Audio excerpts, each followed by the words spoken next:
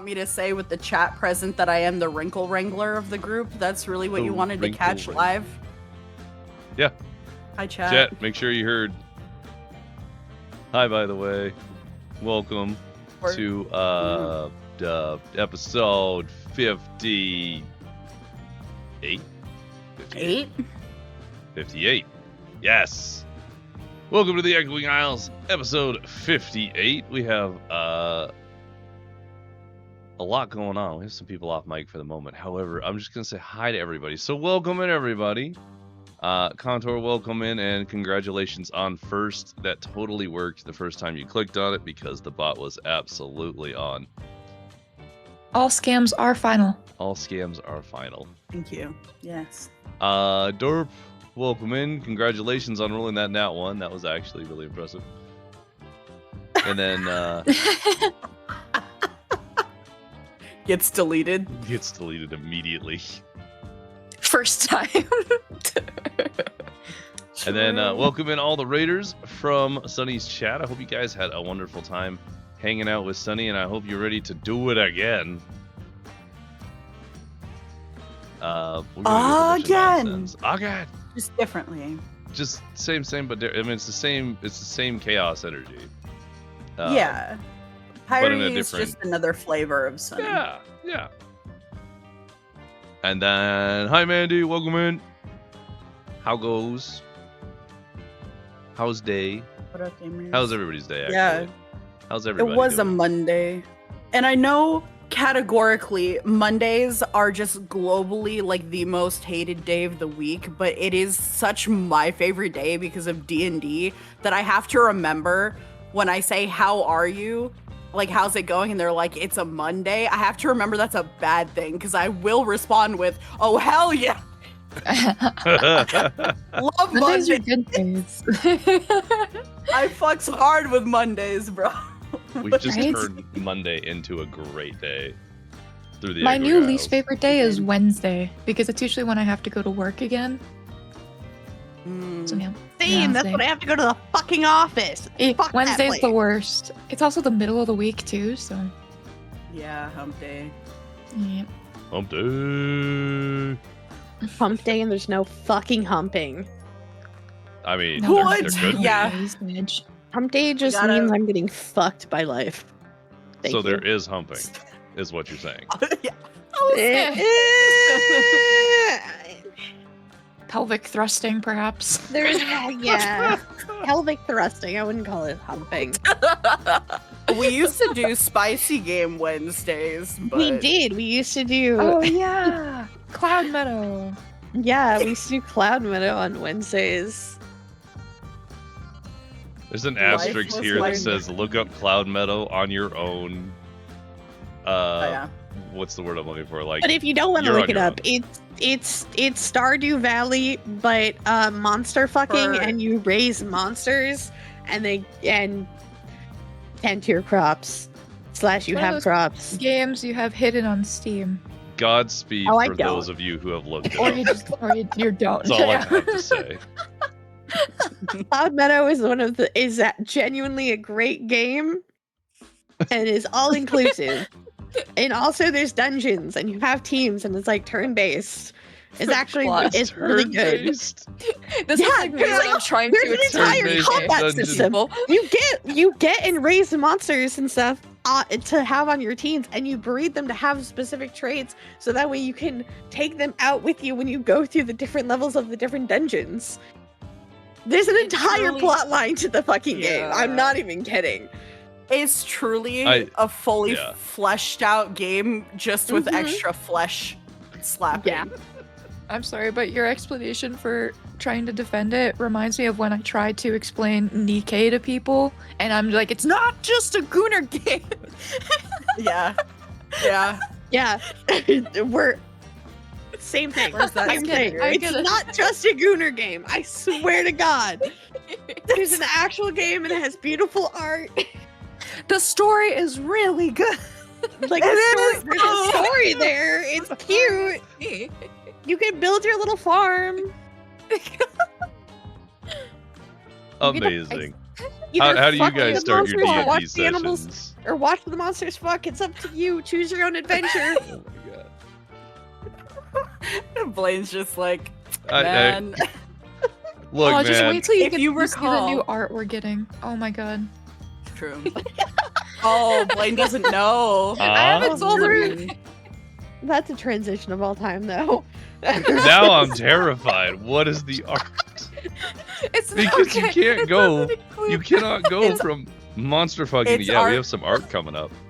What the fuck you mean we have No, art coming up? Sunny and I do have How that do we art, get it? but We no. do have that art. Me and Anna have that art. No. It's just art that will vex you. Which- Yeah. Oh, I'm That's easily all. vexed, so that's fine. Yes. Also, I just had a really good idea from No. that No. not you. I'm not Put it talking. away. I'm not talking to you. I'm talking to the wives. The wives specifically. You know that thing that I sent, I think yesterday, and it was the thing that I bookmarked. That was the foreshadowing art. Yeah. Hey, that, but instead of the toilet in the background, it's like gardening and someone planting seeds. Oh, hell yeah. Wait. It's just Pyrie in the background planting seeds, and then just the two of you just being like, "We're pregnant. We're pregnant." Oh my god. What have I done? Oh my god. Oh, I love this. This is adorable. Isn't I it? I Isn't it I cute? love this for you guys. That's awesome. I gotta find the thing. I gotta find the thing to share with the class because I found it puts this in. Is it the pregnant one? I can't post Yeah, the the pregnant sketch thing. because I don't have the. Yeah. Oh god. I don't know. This in one the- I in can the- post and I will post. Yeah. Give me a second because this is Yeah, outstanding. that's Tweeter. So there was a thing on Twitter. I will put the Twitter post in chat because I can, because I have powers. I was just gonna put it on the screen. Click the link if you want to, but there's a funny little thing, and it would be funny if, you know, I don't know, Larry on the right, and then like part of Mads' head just like peeking up and like giving a thumbs up while Pyrie plants seeds in the background, and it just says, "We're pregnant." I really, really want this art actually because I need it, actually. hilarious. Crowdfunded. Pregnant Crowdfund art. this art, please. Chat, if you too want to participate in our pregnancy. I'm just kidding. In our I can't. In I our- can't do this anymore. All you gotta do is touch the seed. Anyway, We brought the most energy to this. This fucking group pregnancy psychosis is my. It's not psychosis. Stan is psychosis. We are There is having no a baby. We just don't know Allegedly. the particulars of what that looks like. Anyway, So how did you get your group to stay as a party? Oh, I made them all pregnant. What? they're all the father. Not the way you're thinking though. You It's are the title of episode 58. Oh my God. What a start. Anyway.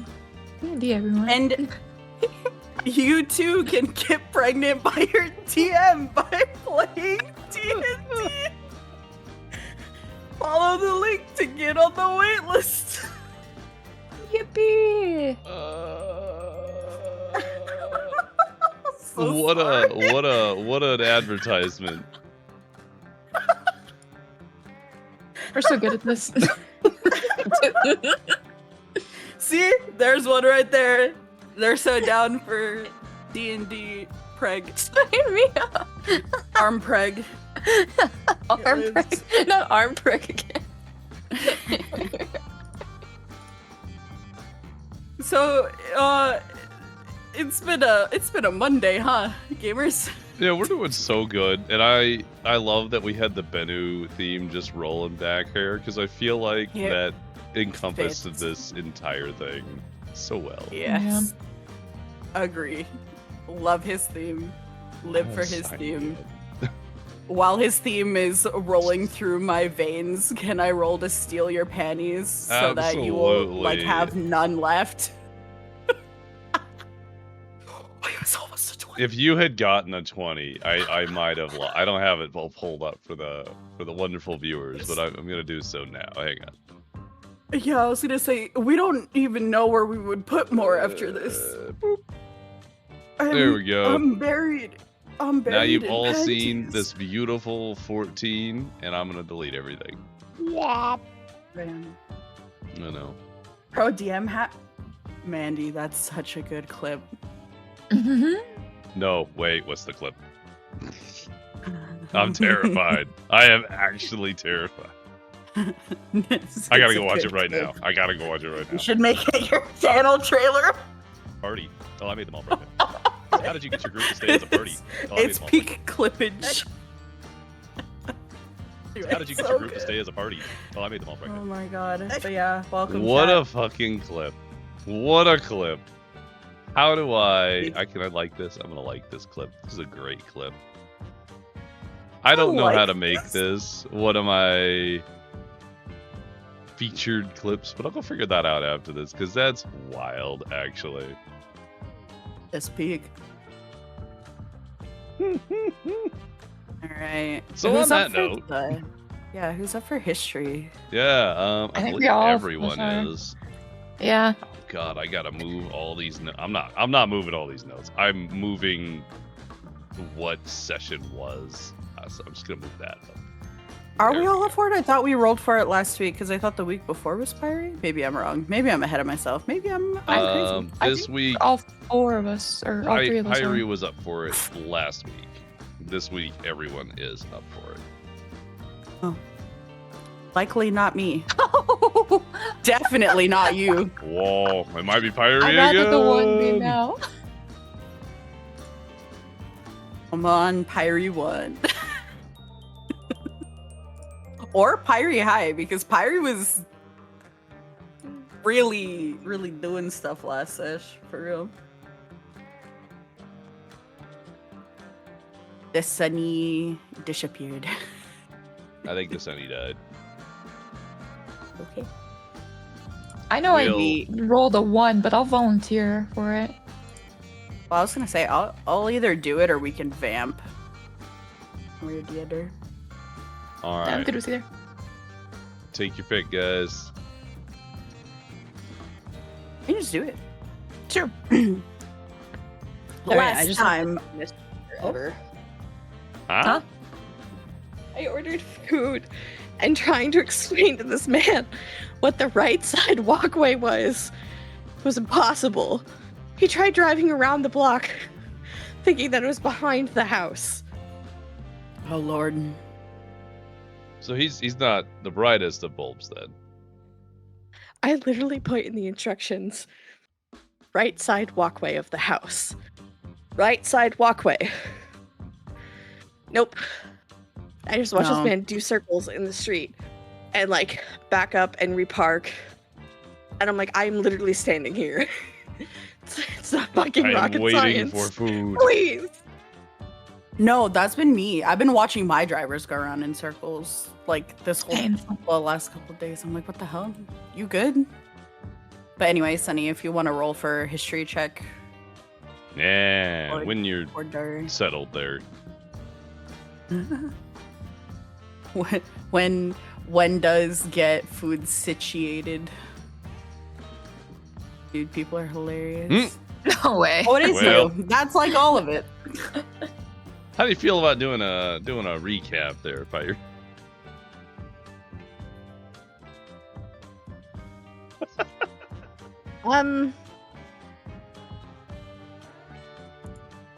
I know I did things last time, but I don't remember what I did.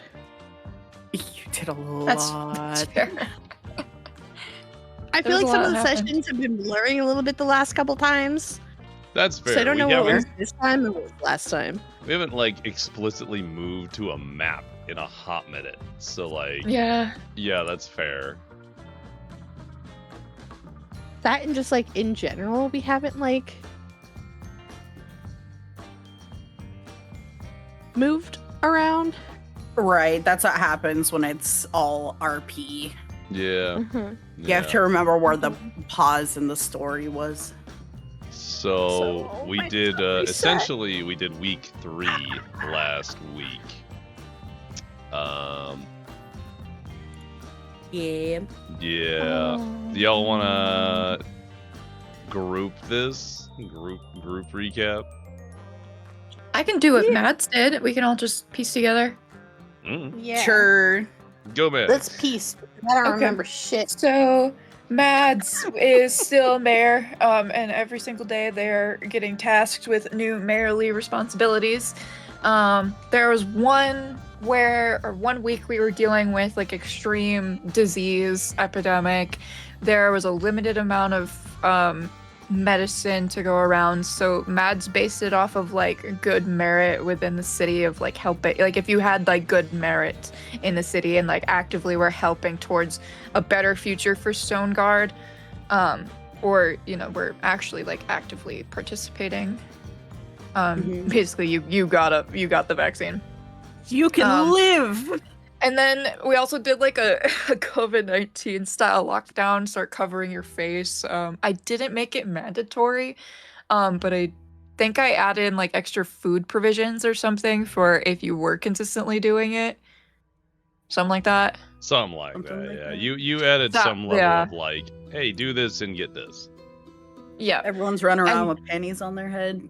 Looks at me. I got a... Someone has socks on their face and...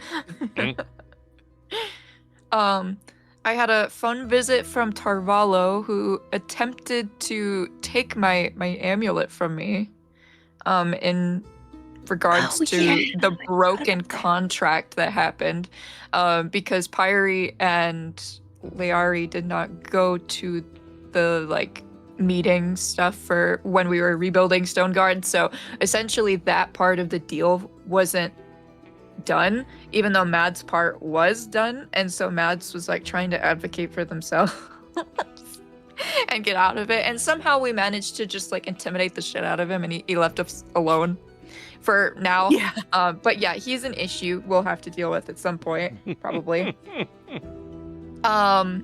What else happened? Oh, Regulus came to visit me. I found Regulus. I found him. And because there had been reports about people seeing like the undead army that's at night picking the food that, you know, the humans, the general populace can't get because there's just so much growing. So Mads decided to come up with an idea of clothing for them. So we put up multiple different scarecrows with many layers of clothes on to put on the skeletons at night. And what else happened? We were looking into the new trade for Stoneguard and like what we could produce for the global markets. And we decided on... What did we decide on?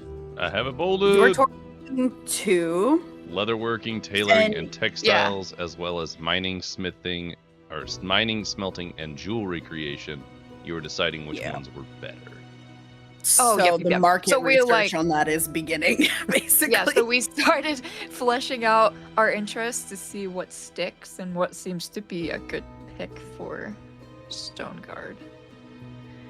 I also blabbed a little too much to Regulus, who now knows by both myself and Pyre that I can, 1, eat someone's brain and learn everything about them, and 2, that I have veil magic, even though he does not. He's suspicious of me. I don't think I outwardly told him I have veil magic, but I just was like, Well, he asked me what I thinks was, and I was like, you're I'm partially a dryad. Yeah, because you have... I don't even know if this is correct, but I'm going off of the base of druidic, so I'm gonna go dryadic magics that can get pumped into the seed is basically what was revealed. And he's like, what are you? It's like, I'm And a then little Pyre- guy. Pyre found out that we're going to be with we impregnated some Yep. magical seeds. So she showed up at my place of work. Oh, As a right. cat, I did do that. Just screamed at me via cat. And then Yeah, I told kicked me all of everyone else this. out, and then we were all pregnant. and then after that After ran that, to I went Larry and then busted into. Or was it before that? No, Was it was no, before Larry Bear was first. before it. Yeah. Yeah. And then you went Yeah. and found me, and then I was so confused because of the lack of information. Because you were just like droning on and on about like, what do? We pick it? Like, how does it come out? Like, all of like the hypothetical questions, and I didn't know what was going on. So I went to, when I found Regulus, I asked him about it, and he basically confirmed everything was true I also have and a follow-up explained it. question. Mm-hmm. This is Okay. kind of for the DM. If Bunny Shade Fruit is Dryad, but unfertilized chicken egg version, Mm-hmm. and we have now the fertilized chicken egg version, and we quote unquote grow our own. If we had like those watermelon heart-shaped mold things, could we mold our own Dryad to be whatever shape we wanted? I'm disturbed. You would What? legitimately have to test that theory because you have On so it, boss. little information on this. No. Not it, boss. No. Yeah, I don't know. Yeah, I that feel about like wraps Blaine's up not mine. really going to answer our questions because of we're going to be finding out more stuff today anyway. But Perfect. I don't But think yeah, you missed my- anything other than maybe Yeah, the not pike really. sighting. Oh yeah, I Yeah. found Pike in the alley. He was just being yeah, emo and weird, so I left him there. As he does. It's kind of his vibe, you know? It's kind of his thing, isn't it? and then there was like all of Pyrie bits of messing with the seeds and running into Regulus and then running into my room. Boom! The knife flying by her head, unfazed, continues to ramble. Anyways. But yeah, I think that's pretty much all of it. You were doing politics, and Regulus probably knows too much, and we are all the father, and Pyrie now has questions, comments, and concerns. Beautiful. Yeah. Clappies. Did it, chat. Honestly, can we just count that as like Shy's recap because most of it was covered by Shy anyway? Yep. Yeah, Yeah. I'd say that makes sense to me. Sweet. I do have one. I don't know if I'd call it a retcon, but when I was thinking about it, I was like, this would make sense to me. And so Okay. this is a Mads direct question. Would when you send people to like watch Araltha and like you have an administration kind of vibe going on, Sarah has been floating around the city, and I thought maybe she would be useful as someone that you could send off to do things since you're mayor. Yeah, I like that idea. She's very stealthy. Okay. I was say if I was going to choose a person to go or persons to go, I would want someone that was like super stealthy. Well, then perfect. Yeah. So Then I'll say that Sarah has been working with you for the extent of your mayoralship. Mayoralship? Yeah. That's a word, right? Sure. sure is. Sure. It is now. Works for me. Adhertently. Adhertently. Okay. So with that in mind, I will also update y'all that you have officially been a quote-unquote party now, as we are entering into week 4 for about 65 in-game days. Holy. Yippee. This is a fun Also, metric of time. pause. Can we not go into week 4? Because I feel like we didn't really finish week 3. No, and I don't. Also, I have unfinished business. Yes, that's fine. I don't know that we have officially finished week 3, but we can definitely finish out week 3.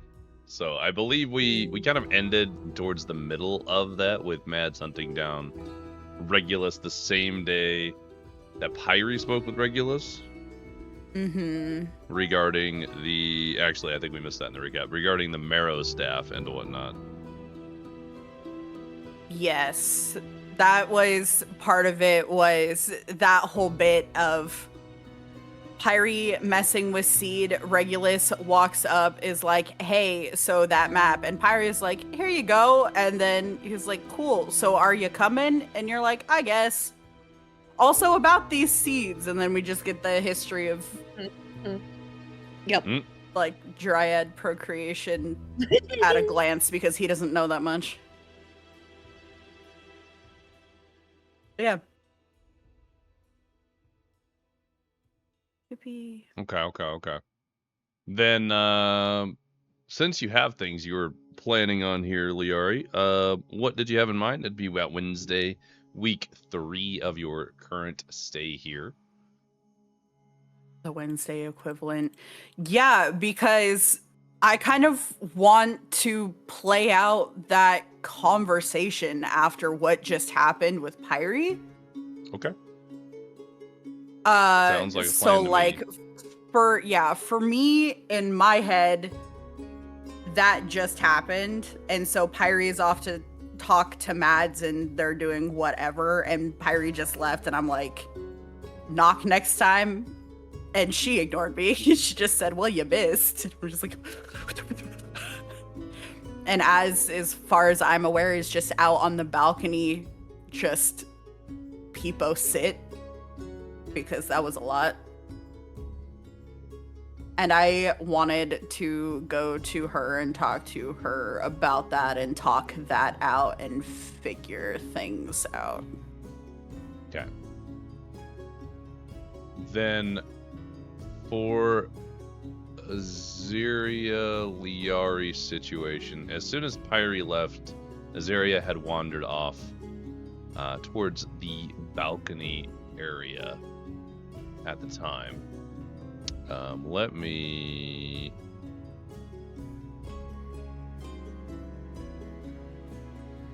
I'm debating whether I want to use the actual map as like a zoom in on you guys rather than have a podcasty session. I feel like the podcasty session just makes sense. You know? Up to you. Yeah. Either way, the visuals are kind of here. It's just different kind of visuals. Right. Especially now that you added like Joe and Markella and Az and Regulus. Yeah, being I added everybody in the background. In the fucking corner. Like everyone that's relevant is here. The only thing they're missing is the ridiculous amount of panties that I'm buried under, if you wanted to show them that. That is true, yeah. I am going to do the zoom in bits on the map, I think. I think that looks cool. So give me 1 second while we transition over, guys. Well, there we go. All right. Enjoy the excessive amount of Liari panties there. I have vaulted. And So, a brain in a jar. Liari. Oh, no. As Pyrie bolted out, this would be before Mads' conversation with Regulus later that evening. So this is pretty much right after Pyrie bolted out of the room to go tell Mads. You were left alone with Azaria, who had grasped the seed with only their essence in it, or their magic in it, if you will. And they had sort of wandered to the balcony and just sort of like looking at the seed and looking out at the sky. They seem very lost in their thoughts. Okay. You do this to me. You're so welcome. I'm here to make it brutal for you. I carry you big, but my god. Oh.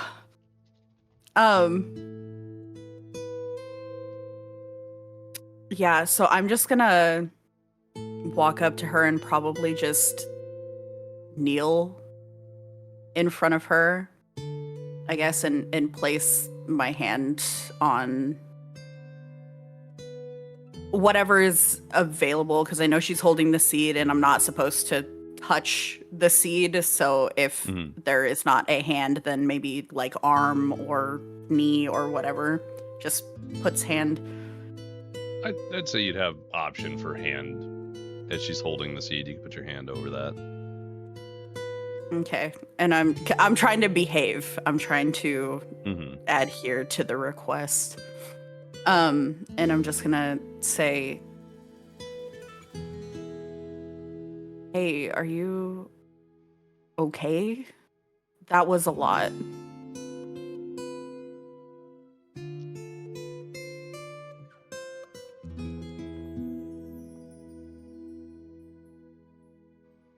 She grasps the seed, and as your hand kind of goes on top of hers, where she's holding the seed, you can kind of feel it tighten a little bit.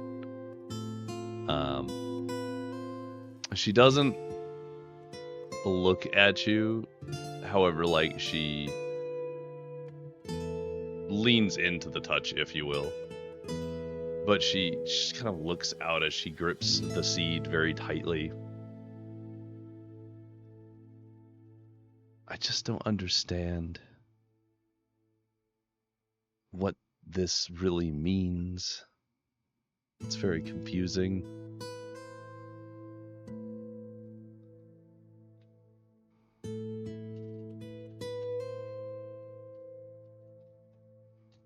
I mean,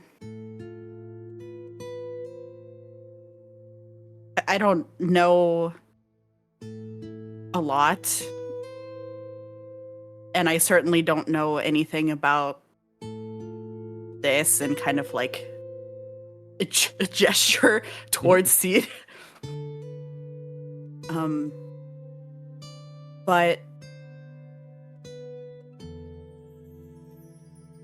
maybe this is a chance for you to not be alone anymore, to feel like you're not the only one.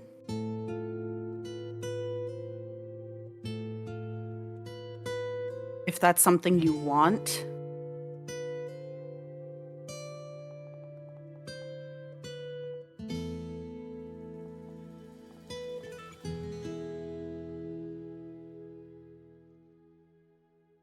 You see her resolve kind of holding it together. Like you can kind of feel that there's some cracks in the foundation of like her keeping herself contained. She breaks her eyes from the sky and looks at you.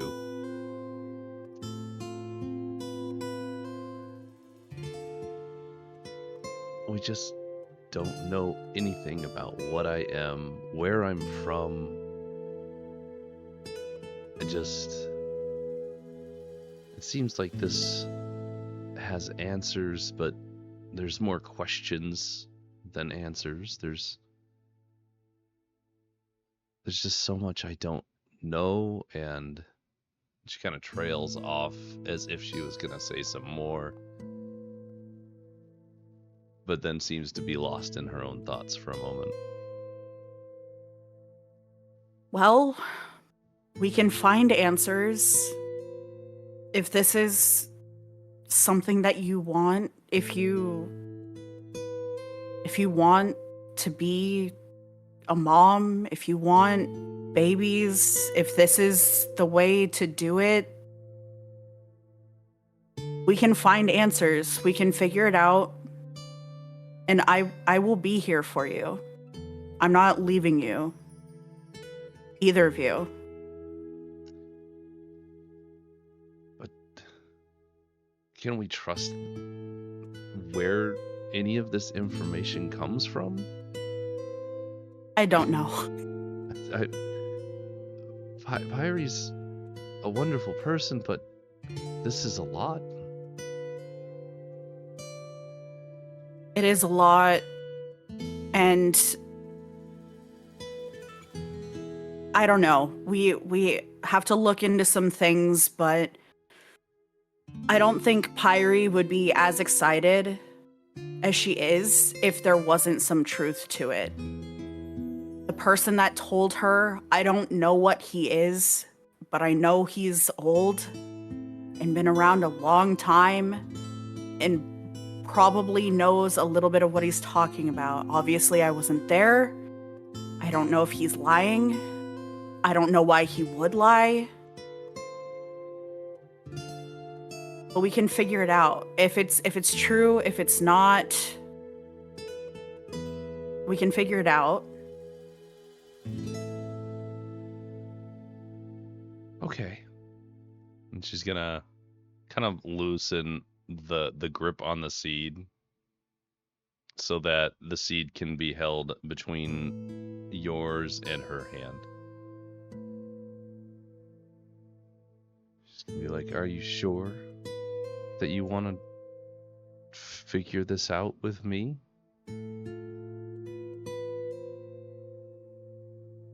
I'm just going to like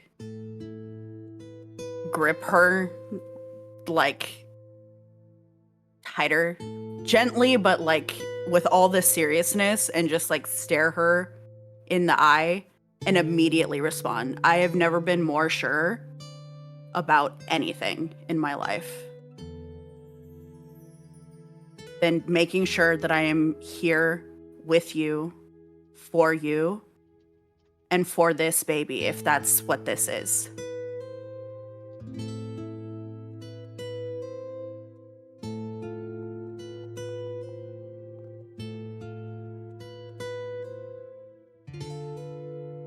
You watch as the words kind of sink in, and there's like a slow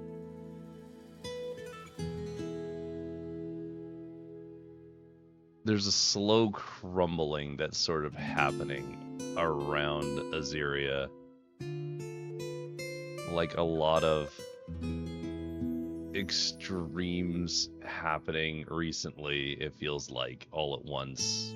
With your 21 insight, that's probably a combination of like being captured, being freed, slavery issues, the seed thing, a lot of what you've been going through, and she's been trying to hold it together.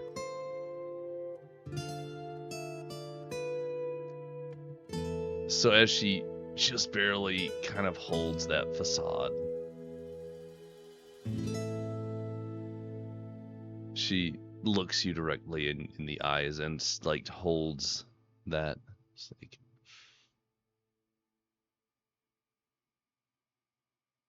are you gonna be okay? Are we going to go down this road again, and with more to think about? And she's gonna squeeze the hand with the seed in it. Are you sure this is a lot? And I just want to make sure you're gonna be okay, so that I can be okay, so that we can be stronger after this.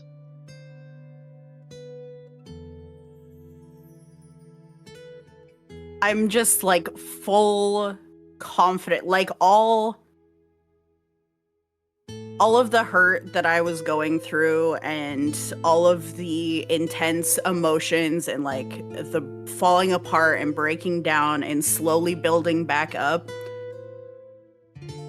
It shows on my face, in my body language, like in my mind, there was a switch that flipped. All of it is so sturdy right now.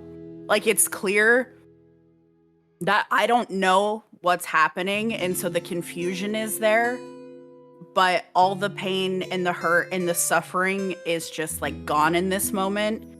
And so I look at her with being sturdy and confidence and just like, I will be okay. Because honestly, whatever happened, in my mind, everything that we just went through,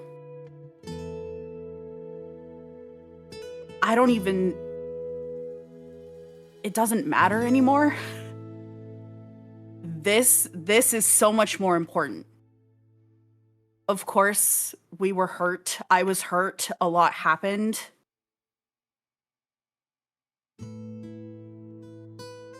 but it just feels so much farther away now. Like, if this is real, this is important. This is what's important to me, and I will be okay, and I will make sure that you are okay. If you need time, that's okay, but I am here. If you'll have me. She's gonna stare into your eyes, trying to be sure about the next step. You're portraying so much confidence in your statement and the way that you're moving that she can't doubt it at all. She kind of... Are you kneeling or are you standing? I was kneeling because she was sitting.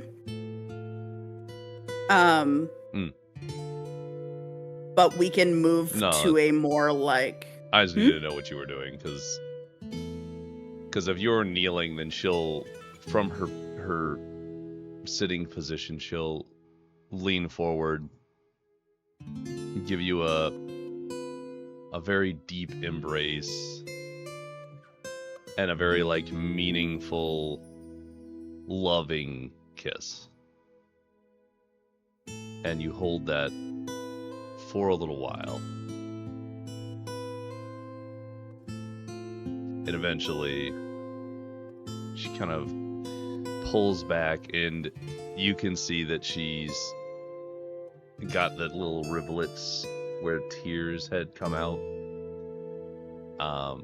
And you can also see the tips of her hair have turned from the normal like copperish brown that she has to more of a magenta color.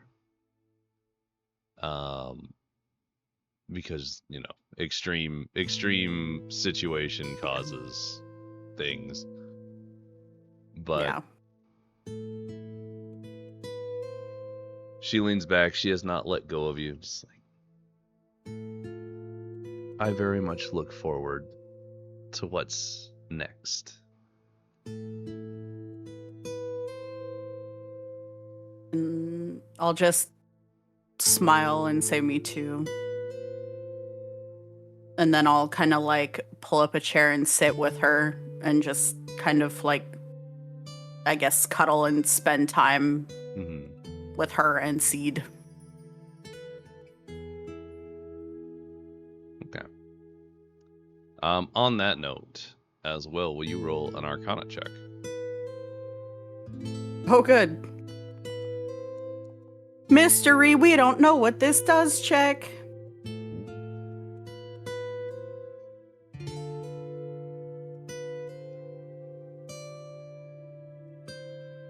So, Liara, you do kind of get a little sense of something. It's hard to place, and again, it's that same weird feeling that keeps coming from a western direction. It's really hard to place what it is. But you also note that Azeria seems to turn her head in that direction as if she's also sensed it. You can kind of see with that 21 insight, you see some level of recognition, like a dawning, kind of come over her face for a moment. Because she rolled really high. I do want to ask her about that because that's going to tie into the other thing. Because I think in that moment, when it happens and I see it happen to her and I see that recognition on her face, I want to ask her what that was. But before that, I'm going to say, did you just feel the pull again? She's just going to not, she's not going to say anything. She's just going to slowly nod. And then after a second or two, she's going to turn over to you. Did you feel it too? I feel something, and it happened at the same time, but I don't know if I'm feeling the exact thing. But it's coming from the west, and whatever it feels like, and you might have to correct me on this if I'm mistaken, but because I remember when she was putting her magic into this seed, I felt that pulse of her magic, and I tied it to the same kind of pulse that I've been feeling from the West. Yes. It is So- also similar to a different kind of pulse that you have felt. If you want to roll history and see if you can place it, it's not a high DC. Because this is the moment where I would be bringing that up, is... It feels really interesting because you have now felt Azeria's magic as it went into the seed 2 times. You felt Mads do it once, and you've been around Mads quite a bit, enough that you would recognize that this would be your association with a pulse of veil magic.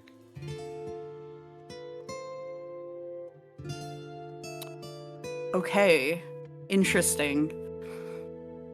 So, I'm now going to bring up the fact that, like, she's like, yes, it pulsed again, and she asked, am I feeling it? And I say something similar, and I say, but more importantly, what I feel through that pulse was the same thing that I felt when you were doing whatever you were doing to the seed. When you were putting your magic into the seed, that magic felt the same as what we are feeling from the West. And now that I think about it, I feel like this is what Mads' magic feels like when they do their chicken thing, or like their bubble thing. They have a They're- chicken they're- thing? Yeah, it's like I think it's called like veil magic or something, but when they do that, it feels the same as whatever is connected to all of this. And I don't know what that means, but I don't know, what does it feel like to you? What are you feeling? Like, what did you feel when you put it into the seed? Because if this is all connected, maybe there's something to that. Maybe Mads knows something. When I did whatever it is I do to the seeds, it's like I'm putting part of me into it. It's hard to explain, but when I feel that pulse come from the West, it's almost like something is familiar about it. Like, as if I should know what it is, but I don't. It just feels really familiar, and it feels like it's part of me. I don't know how else to describe it. Blaine, do you want me to roll to try and like connect, if it makes sense, that if she feels like she's putting a part of herself into the seed, and then when she feels from Eternia that something is missing, but she's connected to it, like, is the thought that maybe her family is there, or she has family, or she has something she's connected to there? Like, do you want me to roll for that, or should I just run with it? No, I would say any information that you currently have is what you can run with. There's not Okay. any inherently additional rolls that'll have you do. You pretty much know everything you can know right now. Oh my god, I'm a knower.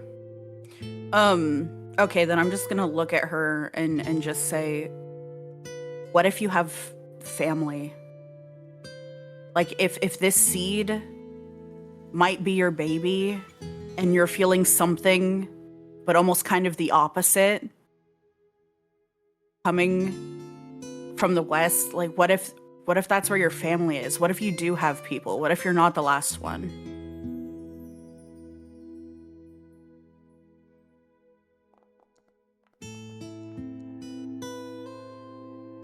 it's almost like a dawning realization when you say that. It's something that you can obviously tell with 21 insight because you can see everything. You That cannot lie to me. Had not occurred to her. She gets all the emotions. She gets tentative. She gets excited. She gets scared. She gets concerned. She shows a lifetime of loneliness in that regard, all in a flicker of a moment. She turns to you. Do you really think it could be more like me? I don't know. I don't know if I know anything anymore. I didn't know you could grow babies from seeds. But doesn't it seem like it could be a possibility? I suppose so.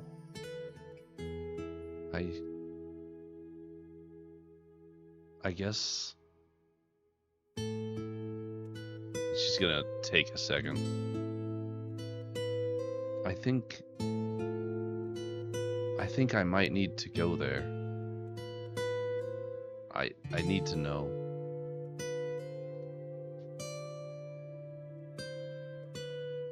The concern is going to show on my face, but the resolve, knowing that it wouldn't be right of me to keep her from this.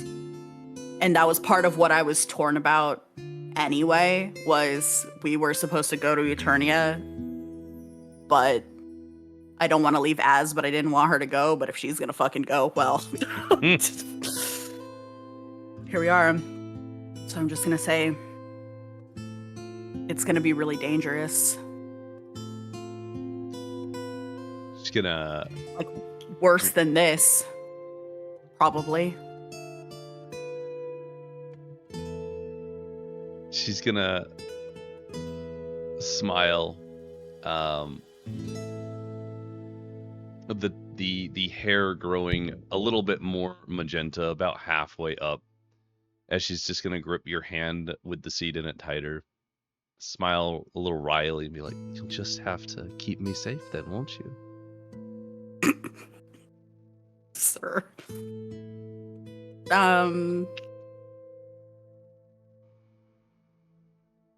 Yeah, I'll return the playful energy, so I'll just I'll start moving to a standing position and kind of move to pull her with me and just say,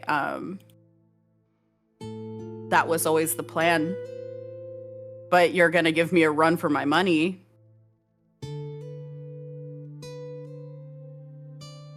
I sure will, as she's gonna shove you back into the house and we're gonna move on. Yuri! Anyway. Well done, everybody. Yippee. We resolved well, that's not resolved. We're still going to be parents, but Sure, yeah. there's a plan, maybe. Oh, by the way, There's I a love plan that. to figure it out. I love that we discussed this ahead of time, and I still flipped the plan around on you because it's funny. It's not intentional. I don't even feel like you flipped it. Well, the pulse bit, because that was gonna be the break, and then I was like, nah, we're gonna do it this way. It feels more natural. I don't know if you know what I mean. Okay, that's no. I see what you're saying, but I understand why it's different. Right. Yes. It worked No. well. In any case. Yes. They're Top adorable. tier. Good job, Blaine. We rolled into it. We did roll into it. And then they rolled into the sheets. So, Thank God. while they're busy, Smash. finally, 3 weeks in, who would like to go next?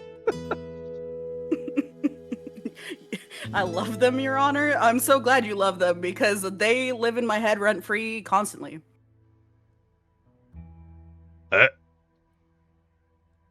out Who of does 10. want to go next? Shy, how's your program doing? Sunny? Oh, I got it to work. Oh, Okay. Jean. Good. We're back. I was Can I panicking. do a for roll minute off, there. or does somebody have plans for the rest of their Would week anyone like to 3? volunteer, or would you like to roll off? Is my question. I have no preference, Sunny. I was gonna say maybe Shigo because I feel like Pyre had a really big spotlight last episode. So Sure. take it away. More politics. Huge. More All right. politics. Okay. Got that Consequences of one. my actions, Your Honor. Oh, just you wait and see. When I'm done smashing my wife, we gotta have There's- a talk. Anyway. This feels like the stepdad with the shotgun.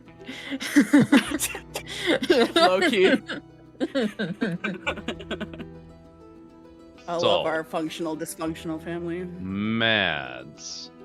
Mhm. Last time, we ended about midweek on week 3. I would like to go to about the end of week 3, first day of week 4. Okay. So let's say, yeah, end of week 3 as our starting point. And then going through notes real quick, because lots. Lots of things. Oh boy. Oh yes, is a 15 a smadge? It might be. Might be. Well, if we're rolling for seeings, let's see which one I get a whip out here. Oh, okay. Well, that's fine. That's fine. This is fine. What did you roll? I rolled a 3. I was A 3, deciding oh. which of the like 4 events I have right on my screen to do. Oh. So I think this ought to be entertaining, actually. So, Mads, Yeah. administrators of your office have let you know that word of the black market has reached our official ears. There seems to be a large growth of underground goods needed by the people, like food, clothes, well, maybe not food, and so on. Medicines, vaccines, being sold at exorbitant prices in hidden markets. The goods were not brought in through normal trade channels, and they did not pay any import taxes, which is required by Stoneguard law in general. We would be well within our rights to seize these goods. However, it could cause issues with the underground organizations in the future. Hmm. What would you like to do? Well, this is Smadge. And Smadge doesn't like that they are not a part of this. So, I'm going to not do any of the 3 options that were given to me. Those are just available options. You can do Okay. anything. It's gonna get Um, so tasty. Smadge is going to put a cloak on themselves and walk into this black market Ooh, undercover. okay. Like With the sole undercover with the purpose- invisibility or with No, just normal. Just a like regular cloak? regular cloak. Just Okay. like head low, maybe smudge some like, dirt on their face, look a little normal. Maybe put their raggedy clothes on. With Okay. the sole purpose of going there to find out, 1, what goods are being distributed, and 2, who's doing it. Okay. Go ahead and give me a perception and an investigation roll, would you? Perception. Well, investigation. Wild. Well, how'd Okay. that go? Yeah, how did that go, Mr. Man, Deacon? You found a whole lot of nothing. you only found this black market because you were told exactly where it was. The only reason you found it. Like, the entrance is pretty hidden. It's behind, like, some funny bricks you gotta push, and it opens up into an alley, and there's, like, a curtain, and then... Not really that intense, but yeah, you managed to find your way in somehow. And you just can't make out any faces, really. Like, there's a lot of people around, but you keep missing them because they're in the shadows of the area, and like you're not seeing a lot of the people around you. They're almost popping out of nowhere because it's so darkened in this hidden alley that kind of goes into like an underground parking garage kind of vibe. Mm-hmm. Can I tell what goods are available? Yes. So there are lots of clothing. There is some food items, but it's mostly stuff that you can't really, it's not produce. It'll be like a lot of meats, things that aren't readily available that people really want. So foods, sugary items. There would be some medications that were brought in illegally. That's going to be your primary stuff. There's, of course, also the basic stuff. Weapons, armors, other textile goods. You're looking at, like, bolts of cloth, stacks of ingots, you know. Stacks, ingots. That being said, with a 16 investigation, you do, of course, as you roam about, you see the occasional small fry throughout the space, but the vast majority of the pop-up stalls and makeshift blankets filled with goods tend to have some level of Carnelian influence about them, as well as many Carnelian guards standing about. You're not sure if you've been made wearing just a regular cloak because your perception roll was a natural 1. Fair enough.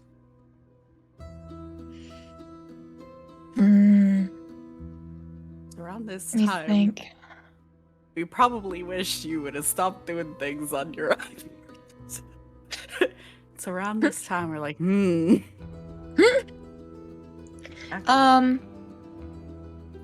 Well, in this case, because I'm assuming if they can't figure out anything, they're going to be stubborn and wait until they can figure out something. So they'd probably find a nice dark corner where they can be them by themselves and kind of just watch to attempt to find either a person who they think they can shake down and get information from, or 2, a foreseeable party that would be the person that they could shake down and get information from. Sure. So we're looking for somebody to shake down. Got it. Yeah. Okay, give me another perception check. You're actively looking for someone to shake down. Someone who's maybe small, easy to intimidate, maybe had a goddess at one point. No, I'm just kidding. It's myself. You see yourself in the reflection of the water. Anyway, with an 11, it takes a while, but eventually you kind of see through the parade of people that are all hoods up and cloaked. Like, nobody here wants to be known that they're here. This is kind of an illegal space. You do kind of find one who is not necessarily a small person, but they're hunched over and very skinny, not muscular. They look fairly easy to kind of intimidate just with words. Okay. I'd like to approach this person, but I'd like to,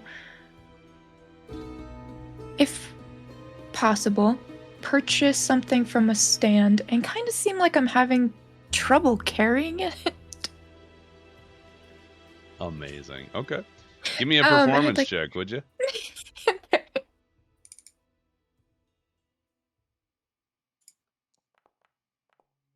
No. Amazing. Cool.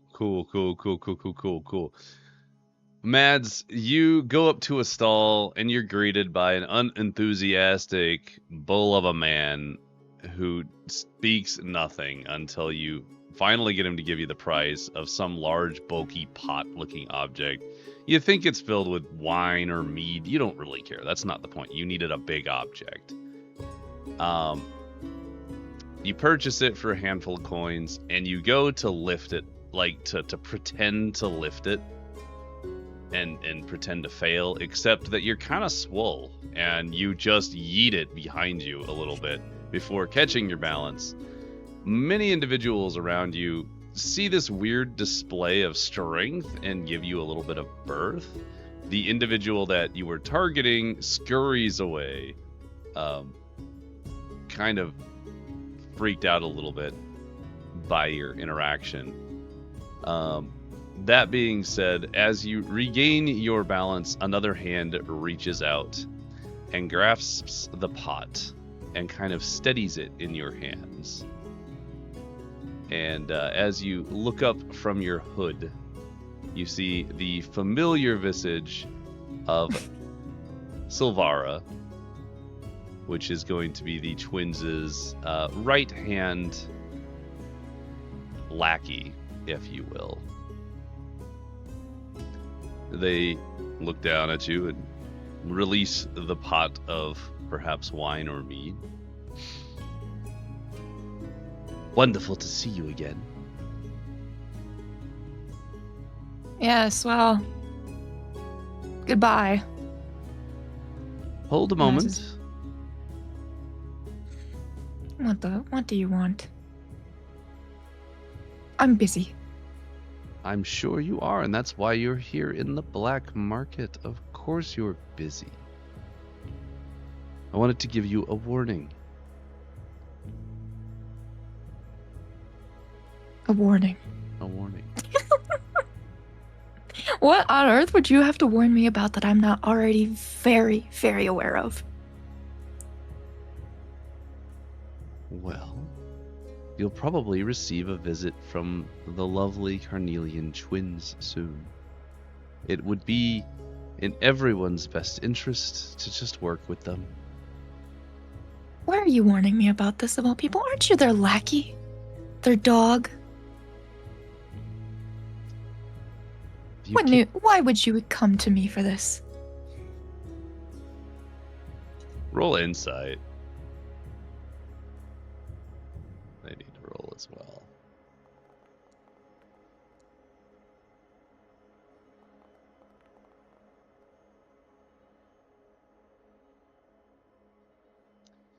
Considered a gesture of good faith. You seemed No. the stand-up type last I saw you. I'm gonna just like make a snorty laugh. Just you? Good faith? Wow. Hell must have really frozen over then. Or perhaps you were out of a job. No, unfortunately, I am still very employed. Well, if you fear that you might need a change of pace, we are hiring up at the courthouse. Perhaps you could be useful for us as well. Or perhaps you could have more recognition than what you are currently getting. As a person who once was a part of the COC, I know very well how troubling it can be to work under them. They're gonna start walking next to you and give you kind of the eye movements of someone who'd like to walk and talk. I'm gonna go with them. Okay. No more trying to pretend that it's heavy either. We're over it. We're moving on. As you guys make your way through the black market and away from the Carnelian stalls, Sylvara quietly, without looking at you,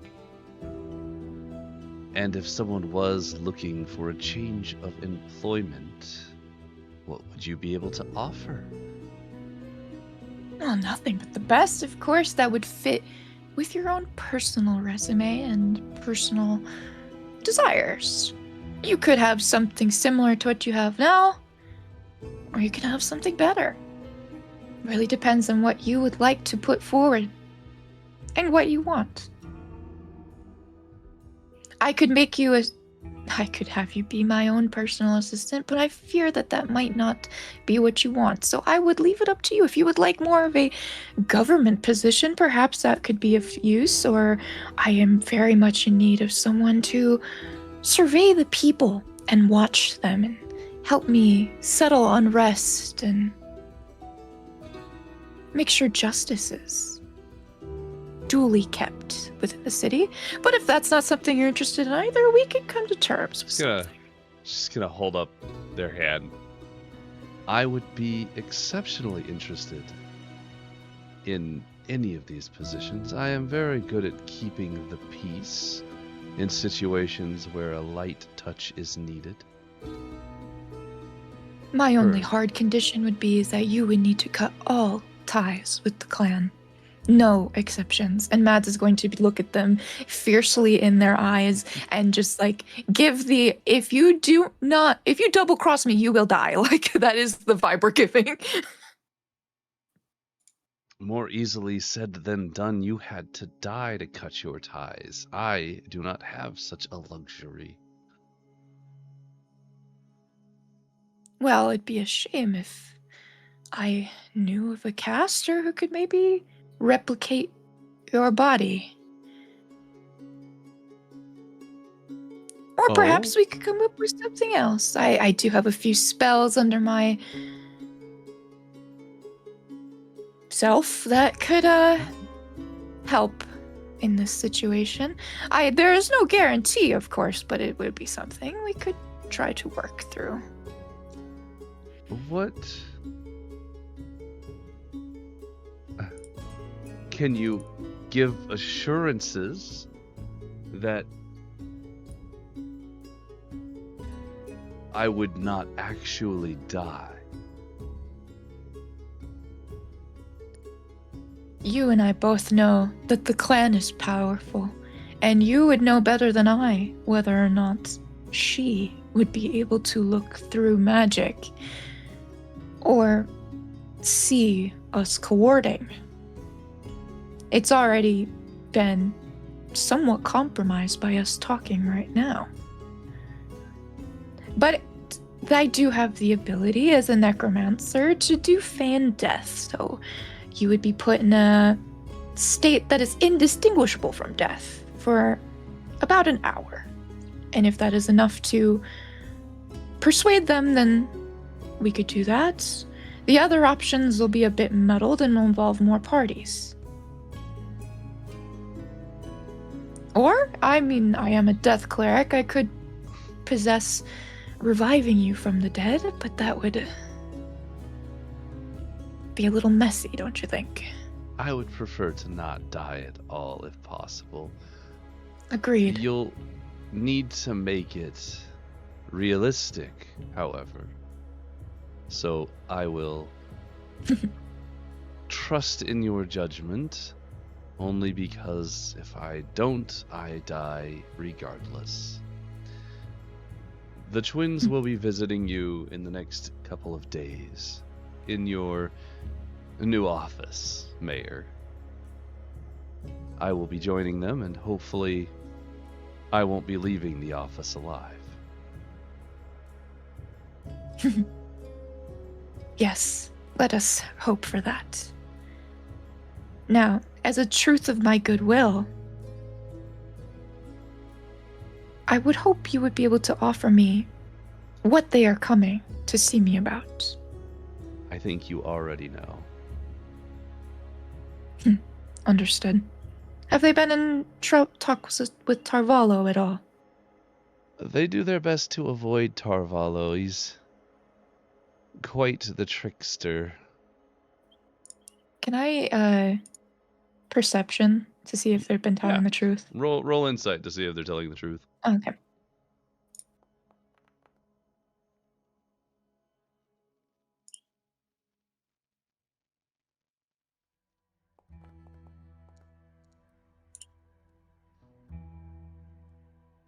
They are telling the truth. Awesome.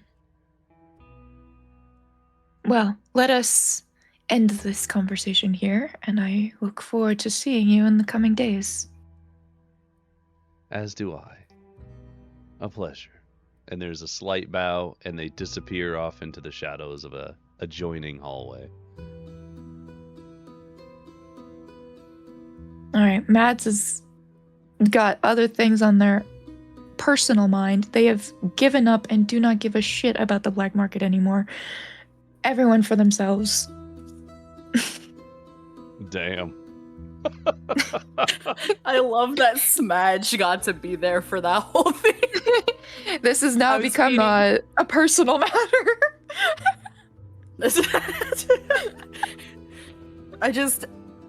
The dice know, because they what a do. perfect scenario for Smudge. Mads would have done that so different. so differently, bro.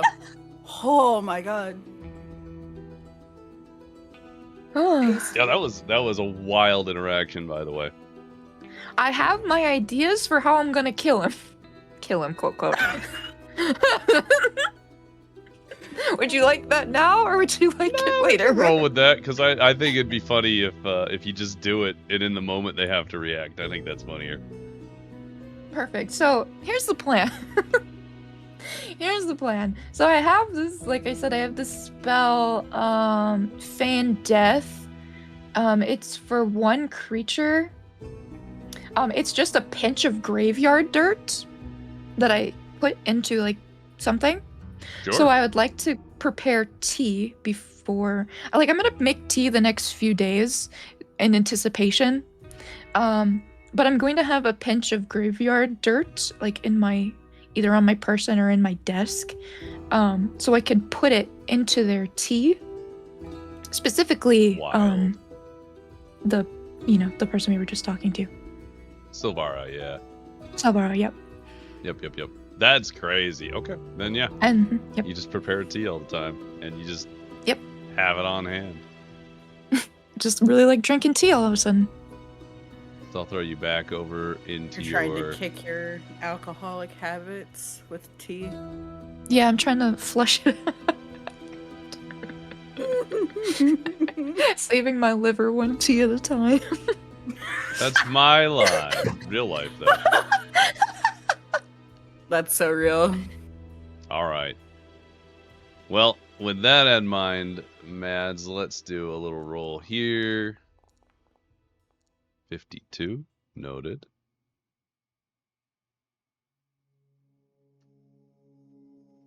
Same day. Because... Same day. Okay. Same day. Okay. No, that's not fair. I wouldn't give you the same day. give me a roll Okay, to see different who. Yeah, it's different day. Next day. I wouldn't Okay. actively do that. So For your own mental, it's 5, 10, 15, 20. oh, cool. I never know who you're working with. Yeah. That's good to know. Thank you. You're welcome. Okay. As you're working away at your desk, tea, prepared to be prepared for some visitors at some point, the quiet boots make only a slight scuffing sound as your office is entered almost silently and closed almost silently, and Sarah stands just within the doorway. Oh, She- Sarah. Welcome. She Come on in. walks in, takes a seat. Hello, Mayor. I've been doing what you asked and following Oraltha. Yes. And how has it been? As expected, Oraltha is an upstanding citizen. She has been helping all around the city. Wait, I just had this written.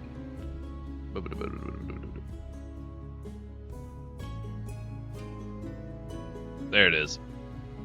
Oraltha has been assisting the city, participating in the rebuilding, soup kitchens.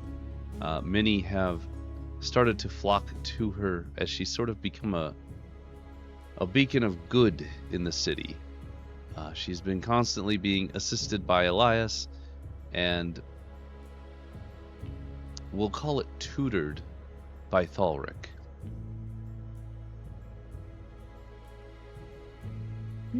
Amazing. And Sarah, if I may ask, this is just a hypothetical question, but I value your input. Would you, if Araltha were to agree and become the new mayor of Stoneguard, do you think she would fare well? Do you think the people would take kindly to her as their new leader?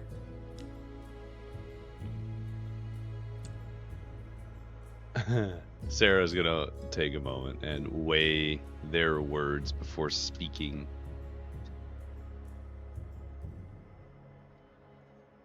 I think that Araltha would be an ideal candidate for running Stoneguard. The city needs a firm, unyielding hand. And I can think of no one more vocal or less afraid to get physical than Araltha. You're choosing your words very deliberately. Would you feel that she would become more of a tyrant? Since you have said that she would be very vocal and very physical. It is my hopes to hand off the city eventually to someone who has a staunch advocate for the well-being of Stoneguard. Roll sorry, insight. roll what?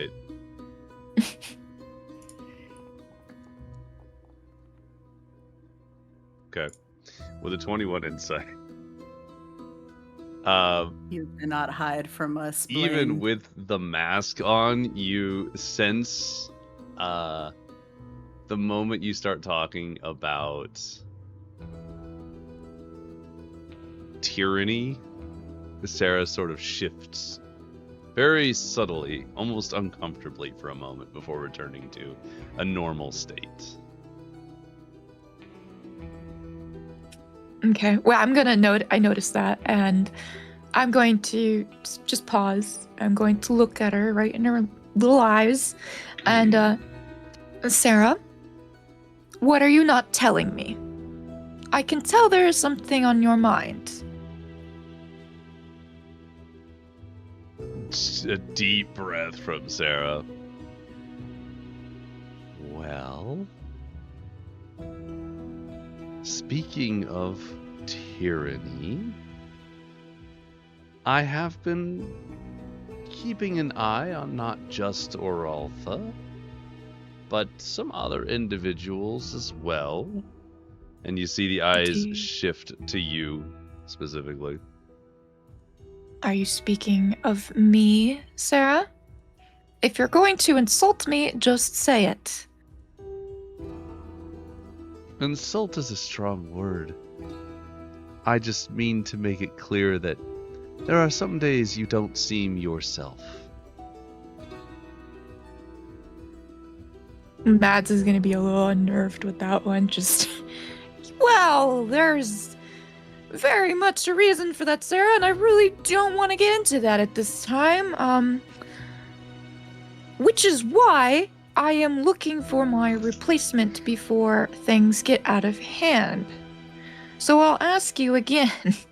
Do you think she is a valuable candidate who is potentially less tyranny than me? Yes, I think they're an ideal candidate for this job, for this city. That wasn't so hard, was it? Thank you for your pushed honesty. Please do not feel that you need to hide things from me. I understand where you're coming from, and trust me, I am working on it. But my main focus from here is always Stoneguard, and though I am not always myself, I like to think you may be able to have spent enough time with me where you can see when I am not myself. And please do not pass too much judgment on me at this time while I figure this out. It's not for me to judge, but maybe... Well, you have friends. You can always ask for help. I have not seen them in many, many weeks. Why? Perhaps it is time I reach out to them. That's a loaded question, Sarah. There'd be far too much time to answer all of that. The long answer is I am ashamed and I am scared and I don't know what to do. She's just gonna slowly nod. All right. That's my report on Oraltha. If you need me, feel free to summon me. Thank you, Sarah. Please, I would hope you can use discretion about this conversation. You cannot see her face, but you assume, based on the body language, there's a bit of a grin, kind of almost like a chuckle. It's like, of course. Like in a positive way? In a Or positive way, negative? not in a negative Oh, okay. way. Positive way. Like, she's shaking me up right now. Of course. I'll see myself out. And Thank then you. she zips out of the office. Mads is gonna deep sigh in their office, and then I think it's time to find the party. So whether that be tomorrow or next week. Sure, It's time. sure. I'm about to hunt your ass down anyway, but it's all the timing. Dude, the way Pyrie and I are going to look at you. Because Pyrie had the moment where she just chucked the map at Regulus and we're like, what the fuck? And now you just talked to Sarah instead of us and we're like, what the fuck? This is awesome. I'm dying. I'm dying. This is awesome. The one time the party chooses to speak and it's to anybody Everybody but else. each other. I think this is the funniest shit, guys. It's Oh, cracking me. Fair. To be fair, Pyrie already doesn't particularly talk to the group. Pyrie just does Pyrie Yes. things and then just Yes. keeps her mouth shut when appropriate for her.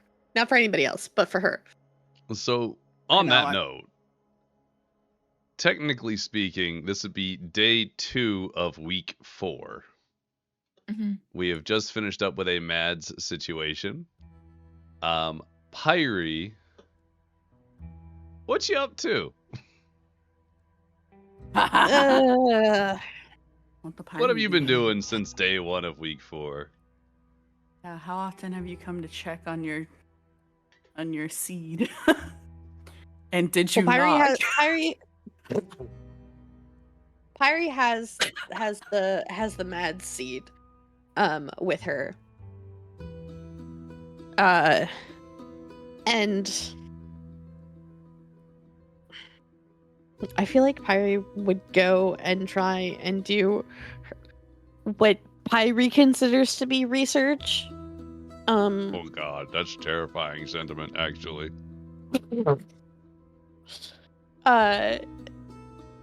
Because now she feels like she needs to learn more about farming. Like she knows how to do certain things, obviously, and like all that jazz with the cult and stuff that she accidentally helped start. But like, see if there's anything new that she can glean from the farmers and stuff that she's been kind of semi-helping. And then also, this is the big city. Surely there's a library somewhere, whether that be in someone's house or open to the public. We'll say that yes, there is a library. There are some large government-y buildings over here. Let's say that's the library. Okay, fantastic. In which case, Pyrie is going to try and do her best to peruse the library on anything related to dryads, anything related to glowing seeds, which is probably not going to yield any results whatsoever, but glowing seeds nonetheless. Okay. So dryads, And just, glowy seeds. dryads, glowy seeds, and then she's gonna look for veils because she remembers veil magic, but she's just gonna, be like, can someone help me find a book on veils? Pyre Oh, Lord. at library. Veils, Oh. glowing seeds, dryads. Mm-hmm. We're And gonna just have a wedding. a reminder for the class. It's a good thing. It's- There's a lot of seed going around. Pyre's intellect has only gone up a total of 3 points since the inception of this campaign. Mhm, She's mhm. at a whopping 8 now. Huge. She's still Yeah. mad dumb. It's okay. She's still mad Yeah. dumb. She's And hella like reading wise, is so iffy. with, like, so a you solid being in the 21. library, but like normal intelligence when it comes to like book shit, absolutely the fuck not. She can barely read. So, you say shotgun wedding, but there's a piece that I have planned for week 4 that's really funny and relevant.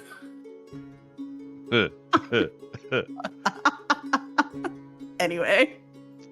Pyre, what I'll have you do is you do ask for help, but I would still love for you to roll me 3 investigations. And I'll say they're just Fantastic. flat rolls because you asked for help. This is going exactly how I thought it would. Yeah. Okay, 3, 6. Okay, That was 14. almost the 20. Okay. And a 13. They do This is- progressively get higher on the DCs due to the content you're looking for. I'm gonna let you know now, you did not find any information that you wanted at all. You did find a really pretty illustrated book on making veils, though. Yeah! Let's go. We're having a wedding. Let's go. And you're like, none of these people look like chickens. Yeah, pretty much. The librarian No is feathers just on any of these. incredibly confused by your variety of questions. They don't even know what a dryad is. And you try to explain it's like a wood person, and they're just confused. Tree person. They give you a book on like Ents. And yeah. Good God. I mean, No. would they be related? Distant genetic cousins. This is For- the new. For This is the for new. My wife is not a tree because clarification. apparently she is, but my wife is not an ent. for clarification, there is no correlation between dryads and Ents. I am stating that now so that we do not go down the rabbit hole. Cheers. Okay. Cheers. Um, I'm dying. disappointment. Anyways, Anyway. Pyre's going to be flipping through all of these things and all these materials and make an absolute mess of the books, stuff that she's been provided, and like Like you rip them and shit, or what? not rip them, but just like kind of just like a disregard, like flips through book, gets frustrated, can't find answer, throws book behind her. Oh, you're Like, you're like the throw the just- book, dog ear the page kind of person. yeah, just I like hate you. chucks the book. I do It's too. Pyre. Yeah, I was gonna say I I loathe this know. so much. Pyre's The like books are frantically gonna going through get- it. She's in hyperfixation mode. She cares not for the well-being and safety of books. She's It's very she's just- Pyre core. yeah, And I she's just kind of salute you going to committing through to and it. then just be like, no, this isn't it. And then like Think of the dings on the bindings. and then the one with the Is that for the health of the books? Oh God. The Veils And book then, is like, the- broken as you huck it behind Fuck! you.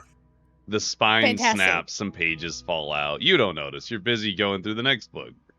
You throw the next book. The librarian does see that you've thrown the first book, manages to catch this one and the next one, like as you go through it, and then calmly asks you to leave. Man, Yeah, we've been banned from the library. No. Pirate's gonna be Pottery's like, been banned from "None the of these library.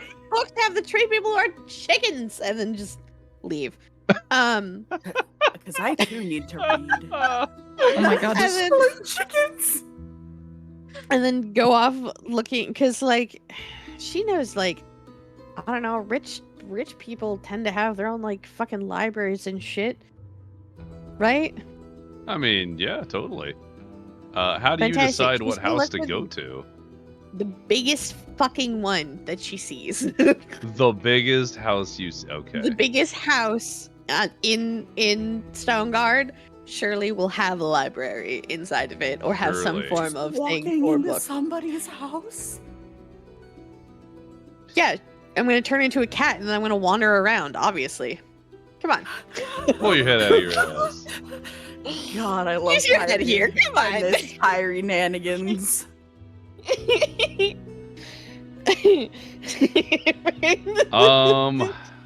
Okay. Okay. I've been banned from David Buster. No. Wait, that's awesome. Holy. I just spilled my drink all over myself. Amazing. Okay. Nice, you pick. So Whatever. what I'm gonna have you do, Pyre, is because you're like just picking the biggest house, that doesn't inherently mean it's gonna have the information you're looking for. I will say that you can spend the remainder of the day looking in 2 houses, and I'm gonna have you roll D100s. Okay. It's got to be a 95 to 100 to find a book with any amount of information, and then if that does happen, we'll roll for the information as well.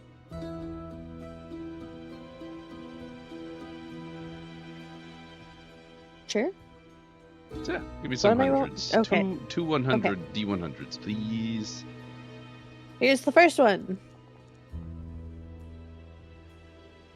60. 60. You unfortunately do find a library. It is small.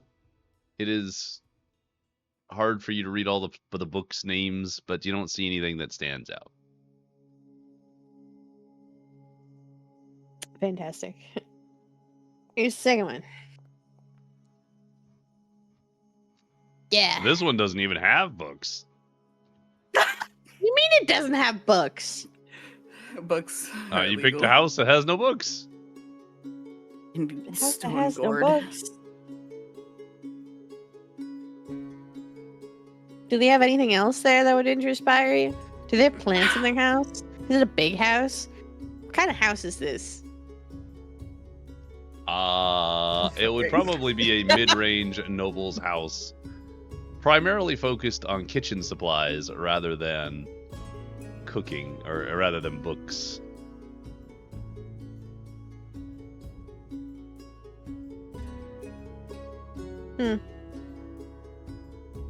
If they've got a lot of cooking stuff, do they have any snacks laying around their counters? Sure, yeah. They're gonna have, Just some fresh bread and a pumpkin bread. you know what? It would fucking be pumpkin bread, wouldn't it? You're so right. For my own sanity, just to fill in some of Pyre's backstory and lore, is this how she's been traveling for the last 100 years? Is just busting into people's houses and looking at it, stealing their shit? Yeah. No. Like, if she tries to like have conversations with people and like goes about stuff, but then can't find the answers that she needs, she makes the assumption that the rich people have the answers and things that she needs, and therefore goes into their houses as animals and just rummages around like a little fucking raccoon. That's hilarious. Oh my god. Yeah. This is how Pyre functions. This is legitimately amazing. Plus, Wait. if anybody sees a cat and it's just like, oh, it's just a cat. It's a cat that just like, Pause. got into your house. And you're just like, oh, that's really cute. Cat distribution system. Pause? Oh, true. Cat distribution. Mhm. Yeah, because my brain just reminded me of something that was from so fucking long ago, way back when. Wasn't there a bounty on Pyrie? Yeah, there sure was. Yep. Oh my fucking god! That's why there's a bounty on my head from the cult. Right? Yeah, Or Melody no, is that from Cove. something else? You have a bounty there on was your a- head there was from the right. cult of E, based in Valoria, that have been hunting you. However, your fucking ridiculous shenanigans have not allowed them to find you very easily. Oh my god. And which is why Pyrie wouldn't have known that she has a fucking bounty on her head either, because she's not. Unless she's in immediate danger or senses someone following her, she didn't give a fuck. She's not paying Oh my attention. God. Dude, my brain just like opened up that world in front of me of like, oh yeah, you're low-key a wanted criminal question mark. Sure is. Yep. Anyway.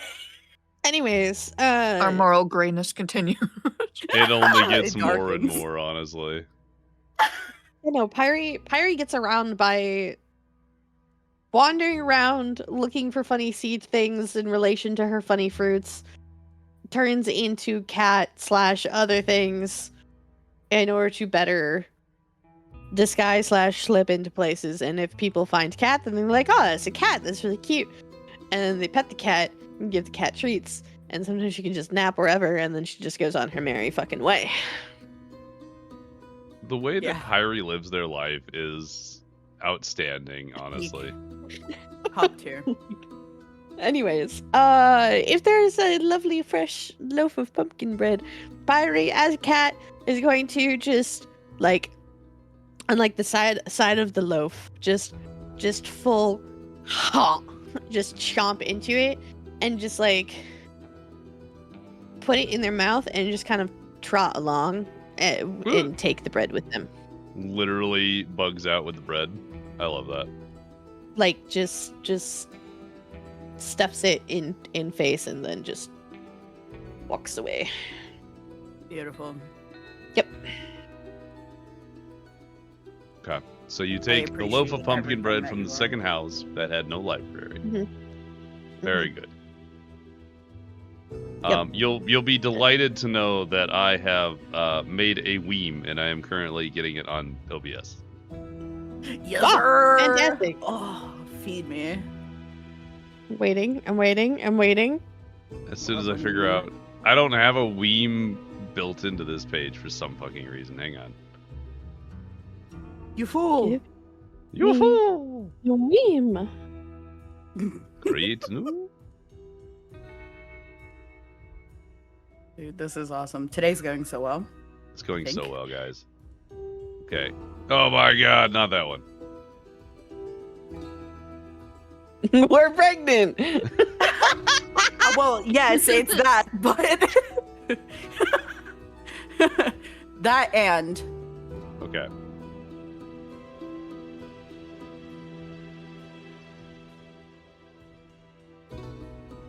There you go. Enjoy. Membership revoked. That's so funny. That's all. I just Oh, took me out, man. yeah. Library card. You've been banned. Been banned from the library. Anyways. I forgot you made us library cards. Yeah. Way back. Way back. That was a long time ago. That's so funny. Was that Pyrie's- in Melody Cove or Silver Song? That was was Melody Melody Cove. Yeah. I had to change this Well, one up a now- little bit. Fucking banned. No, I've been banned Fucking from get out. From the library. In any case. Anyways, pumpkin loaf. I have a pumpkin loaf in my cat mouth, and I am trotting my little booty along. And I guess I'll go. Yeah, I don't know. Look for Mr. Pickles. Oh? Actually, no, that's a lie. I'm gonna go look for Morkella. All right. You're going to go look for Morkella. Yeah. Seeing as you have no idea where Morkella is, will you please give me a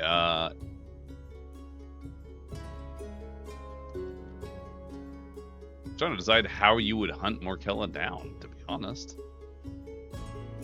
Give me a perception roll, yeah.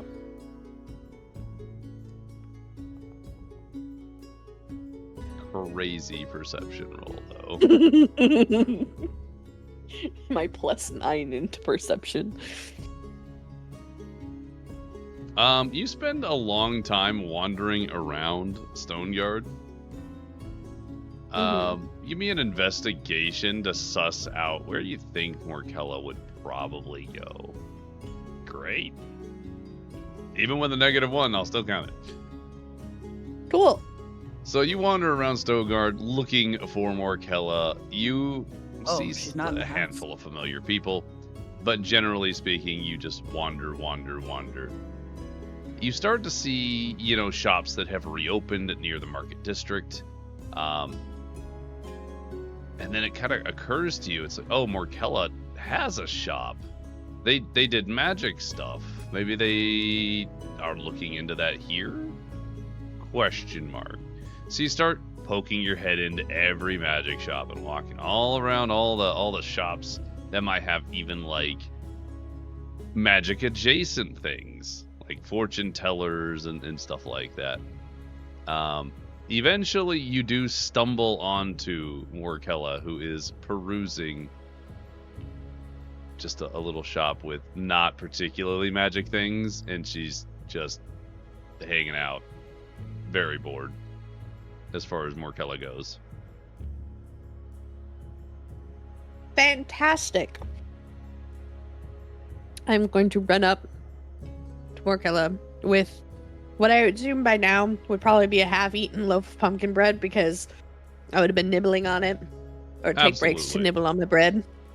As cat, and just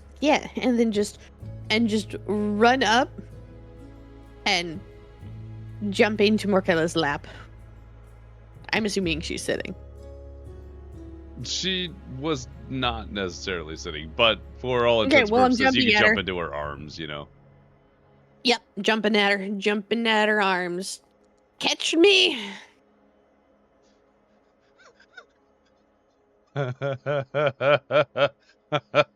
Oh wait, no, I'll give it with advantage because you have a pumpkin loaf in your mouth. I love your Okay, advantage sure. with the pumpkin. Fantastic. You jump up into Morkella's arms, and for a split second, you realize the mistake being is that you have, as a small animal, jumped into the arms of a predator. As the maw kind of opens very slightly and then closes again, she was gonna eat you. That being said, she did see the pumpkin bread. Took a moment to place it, and then goes,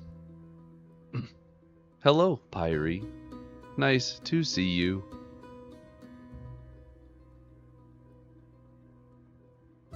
Fantastic. Pyrie's just... Wait, hold on. Please hold. Holding, clutching, grasping. I am Huh? holding the cat.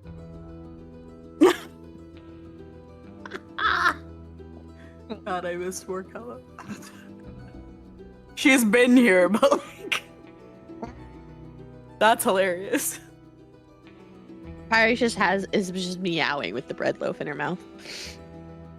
Just, because we don't have the funny mind thingy, so she's just bread in mouth meows. Are you supposed to feed cats bread? Are you asking this as like This is a Morkella? legitimate question. I don't. probably not? Well, first of all, I mean, cats don't really give a shit. They'll try and eat it anyways. Well, sure, yeah. Pumpkin is actually Man. used as a what is it? A yeah, cats can have for pumpkin. Holy shit! constipation. Yeah. Mm-hmm. Because I think you can mix a little bit of pumpkin puree into like their food. Yep, and it helps if they're constipated. So, But if it I says need my probably cat not to pumpkin shit- bread, but I feel like that probably more so has to do with the other stuff, like the sugar, Yeah, like the sugar, sugar and spice. vanilla and yeah. Yeah. and everything nice. Sugar spice and everything. For us, Yeah, not for cats. Yeah. Anyways. So that makes sense. So All the stuff anyway. that makes it processed, it's like, no. So what's happening? Meowing at Morkella, question mark, with bread in mouth. Yes. I mean, Morkella can either choose to take me to a non-public-y location, or Pyre's about to change into Pyre real fucking quick here. Morkella just continues to peruse. You haven't said anything, so they're just hanging out. Wait, are they just like holding me, like Yeah. like you would with like a cat in your arms, just like, Yeah. you know, snuggling? Yeah, they're just hanging. Hell yeah! You're just getting the treatment, man. Fuck yeah, I'm a cat. I'm staying a cat for now. And until Morkella leaves this shop, and puts me down, I'm snuggled. Pyre is snuggled. Okay. She immediately got comfy and went, oh. Uh, Oh, yeah, Oh, she's been shit, running I around forgot. all day. She's a little weepy. It's like this. you won't take it for it, doesn't matter. Literally spends That's the next few hours perusing this shop, the next shop. Nothing ever. You never change unless you actively choose to change. She will not put you down. Amazing. I think at some point. Oh wait. She's going from like shop to shop. Yeah. Okay, well, since I'm in her arms, I can get like, because I can now kind of see on the tables and stuff too without having to jump up. You're going shopping like- with Morkella? I'm going shopping as cat with Morkella. That is what is happening right now. Okay. Mr. DM, is there Okay. anything interesting in the what the Give me a D100 3 times, please. I have thoughts. a D100 A D100 3 times. 2 3.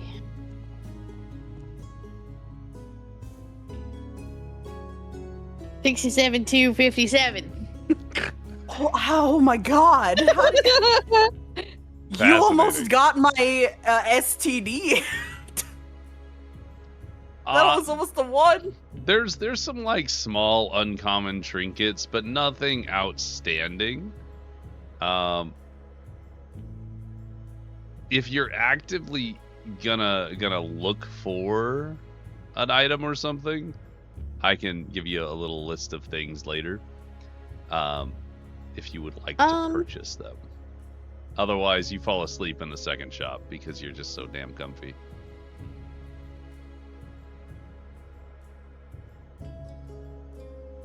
I feel like if I was looking for anything, it would be anything that gives the vibe of like veil magic-y stuff, or anything related to nature-y things as a druid. Actually, I But had an item otherwise- in mind. No shit. So yeah, Fantastic. I'll send that to you later. If you'd like to purchase it, you can. And we'll say that Fantastic. you would have purchased it. Wait, no, send it to me now. Send it to me now. I have a bit. Please send it to me now. Do you have money? Do we have money? I thought we were poor. Let me get it. I don't Yes. remember what my money looks like. Please send me the item, Mr. I'm DM. upset that I'm gonna send you this fucking item, but it's so funny I and I know. can't not. So give me a second, because I found it in the game where I'm a player, and Mhm, gave it to mhm, our mhm. druid.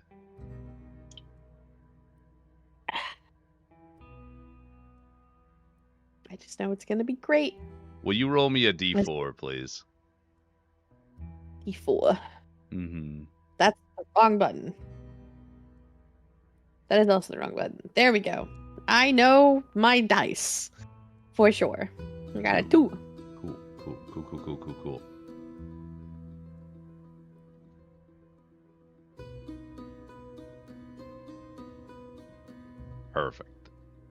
2 is going to be this one. Hilarious. Sending to you directly. It's going to be the second one listed. Whoa.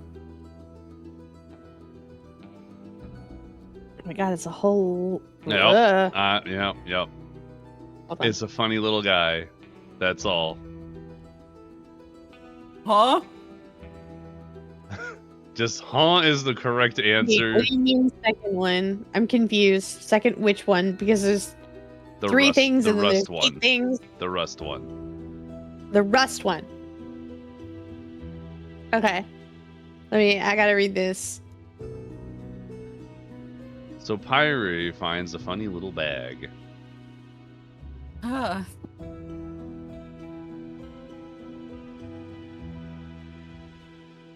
Good bag. I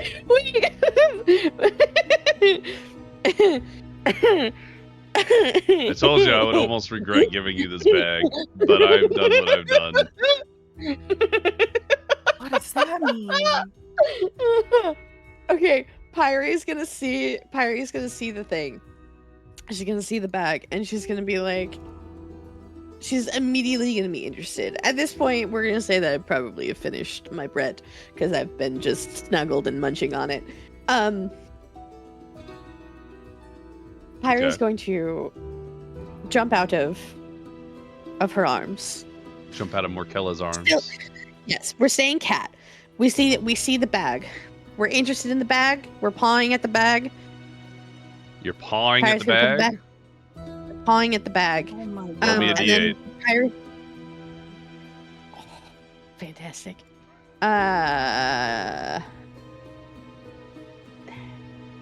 Wait, if it's for the thing though, that's an in. I'm just pawing at, like, yeah. like point paw. Yeah, you pawed it open. Yeah, sure. Plain. You know what? It's, not? It's not the game ending bag, is it? Well, I'll let you decide that. So Pyre jumps out of Morkella's arms to paw at a funny-looking rust-colored bag, kind of like a copperish color, you know. Oh my They god. paw at the Gave us strap a bag of the bag. Devouring. Until it opens up. Specifically Pyre.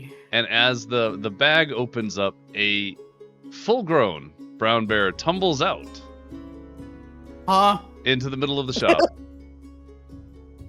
Well, Some of the that's- nearby Wouldn't it be a little patrons, ball and then it turns into the bear. huh? Isn't it a little ball and then it turns? It's a It fuzzy is, yeah, object. it is. and It is a little fuzzy ball falls out of the bag, and upon reaching the floor, sort of sprouts legs, lands on its feet, and becomes a giant bear, a giant brown bear. The bear takes up a large amount of the shop, scares the patron, the shop owner, and just is docilely, seemingly awaiting the cat's command. Pyre's gonna like freak out a tiny bit at first, like, you know, the cat just and like jump. And then, you know, realize that Classic it's just cat kind jump. of chilling. Huh? I was like, classic cat jump. Yeah, the classic cat, holy shit, jump. And then kind of realize that it's just kind of like chilling there. Yep. And just bear sit. And then okay, how does this thing? It has to take commands, right? Mm-hmm. Yeah, it's magic command Okay, to so cat- do things. Well, because Pyre's still cat. So it's just waiting. And so Pyre's just kind of just be like, you know, the cat head tilts sideways of like the fuck, and then just meows at it, and like The bear just. Pyre's gonna like meow and like point her paw to be like, move that way, just to see what it does. Like you point with your paw? Yeah. It'll walk a step over and sit.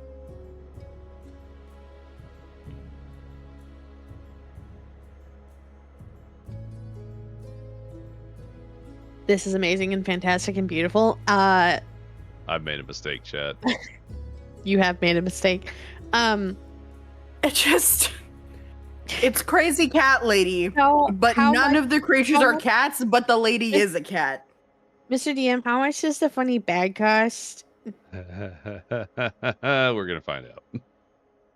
It costs a 5-finger discount because I don't think we got money like that. I will find the cost of the item.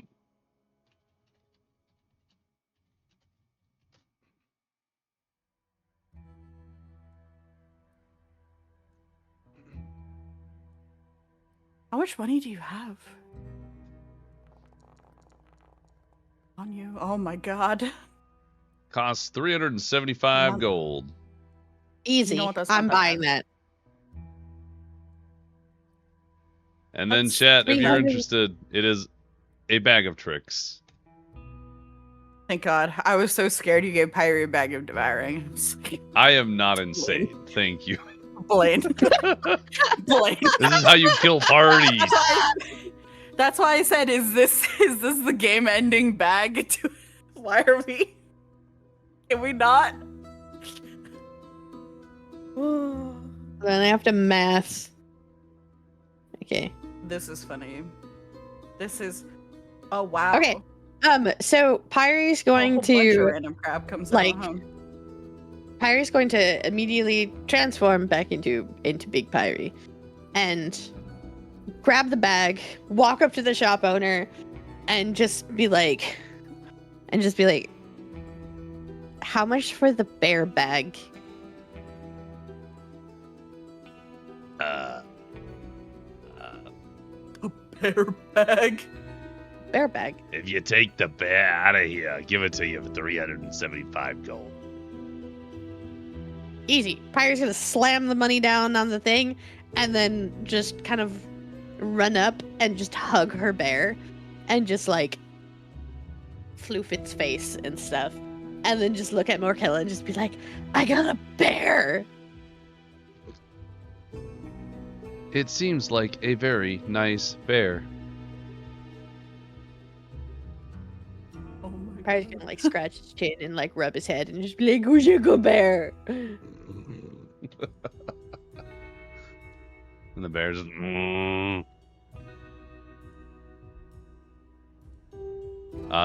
now you have a Fantastic. little bear bag. Enjoy. Fantastic. Wait, hold on. Hold on.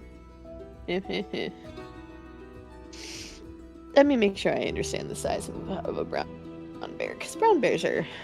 It's considered a large animal, so it is a 2x2 square.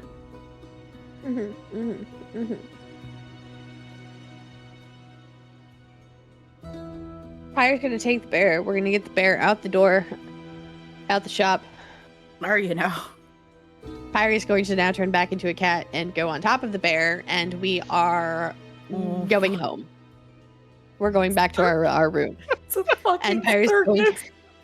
and Pyre is going to be just very comfy cozy on the back of this very cozy large bear. I love She's D&D. riding in style. What other game? My can head you is play? in my hands. But I love D&D. Okay. Wow. Okay. On that figure note, it I suppose it's time for break. Yeah. We probably all need one.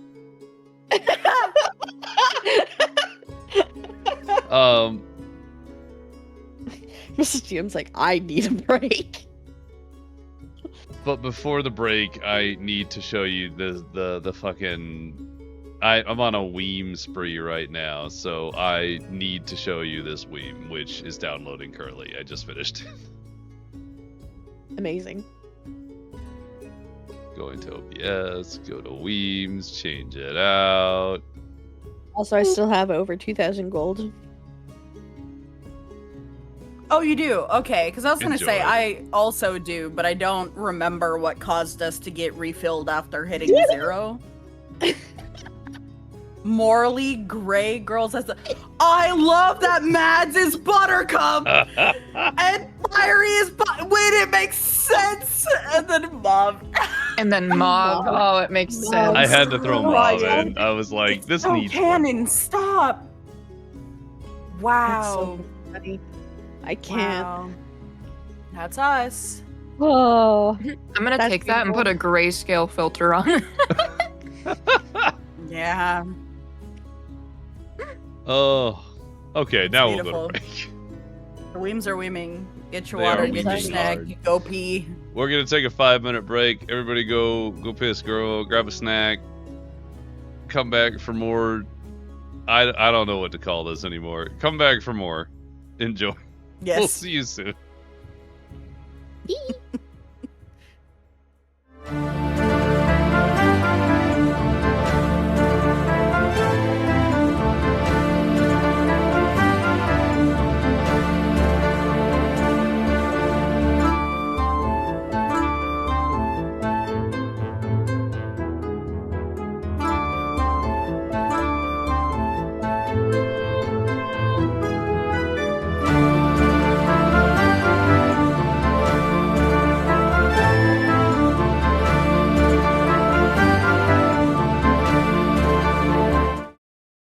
Gray girl's up here, but I need to put it somewhere else. That'll do.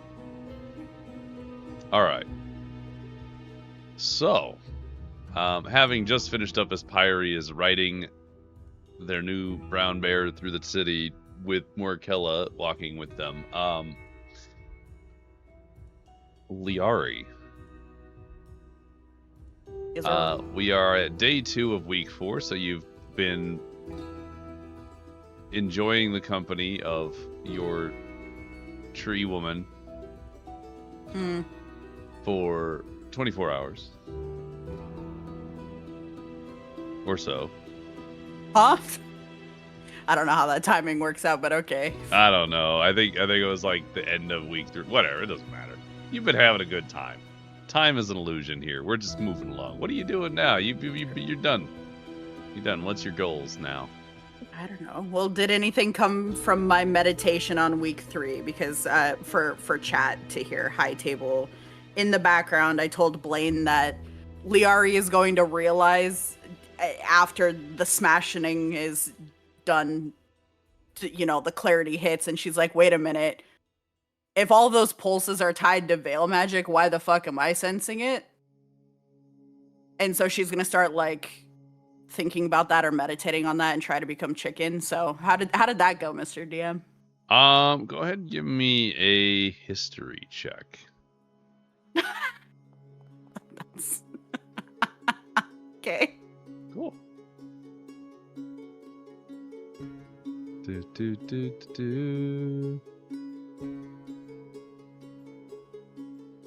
Which one?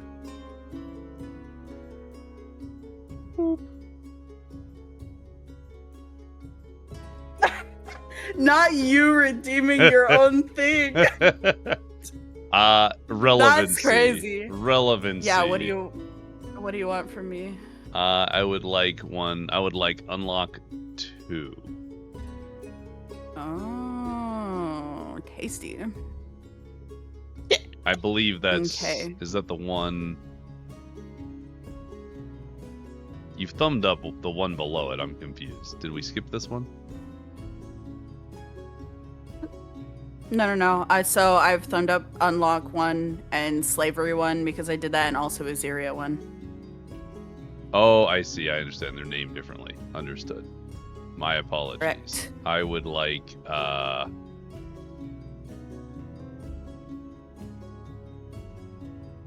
if it would quit jumping. I need to make sure which one I want here.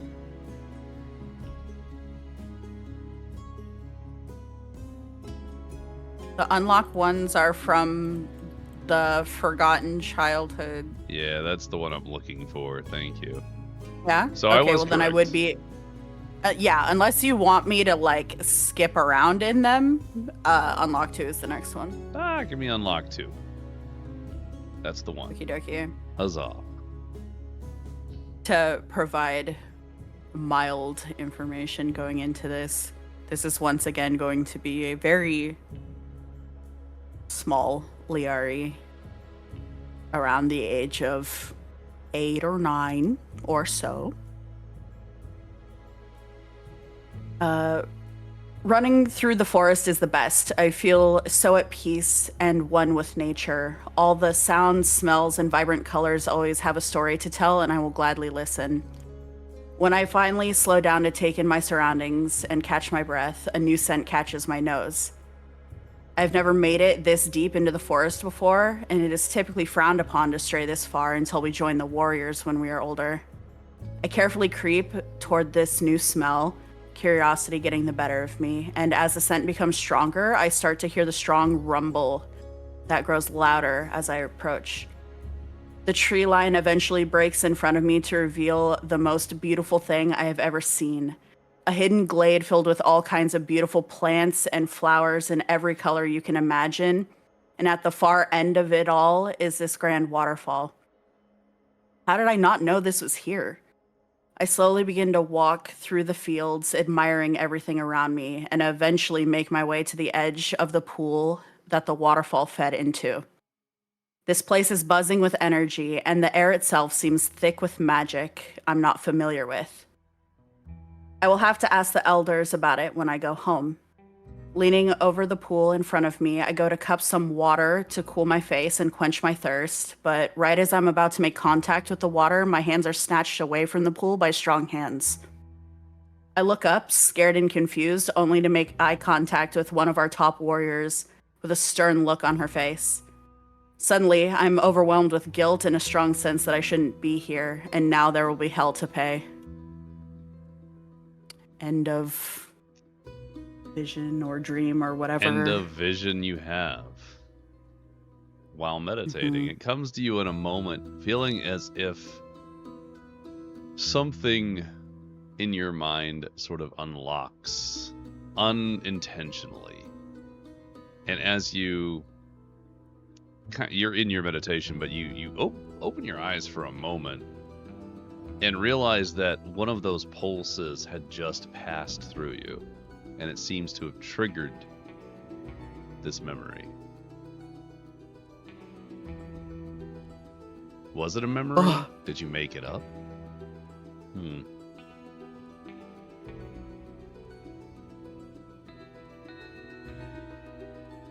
I'm kind of disoriented because, again, it kind of feels real.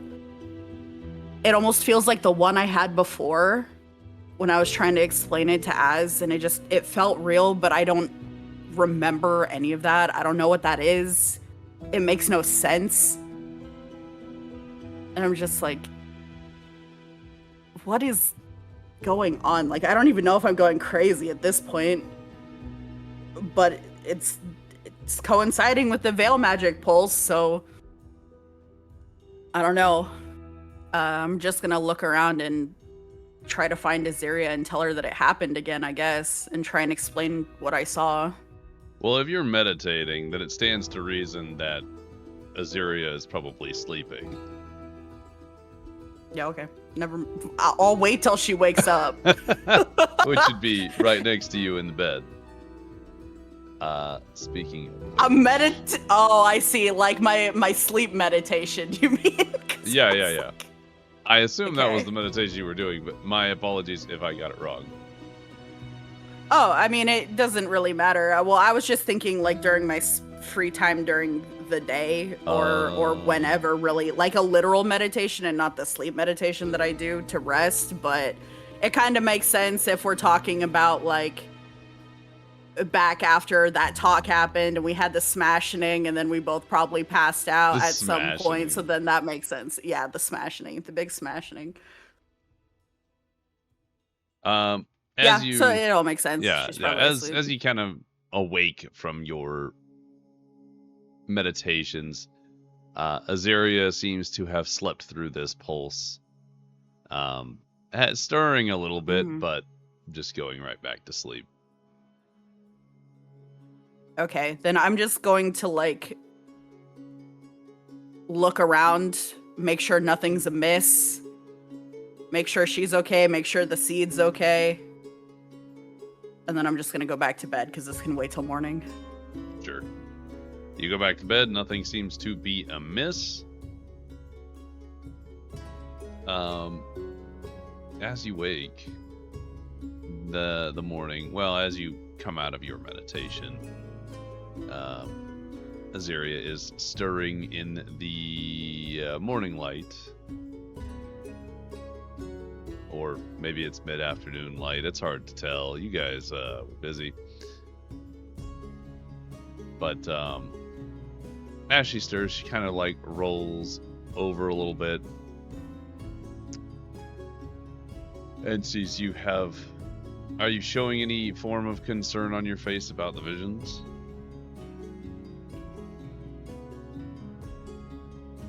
More so just like confusion, like before. I didn't really see anything concerning. I don't get it. Like, I don't understand why I'm seeing this and why it feels so real. Azaria will kind of see a little bit of like concern, confusion, something amiss, I guess, on your face, and just kind of reach over, hold your hand. What's wrong?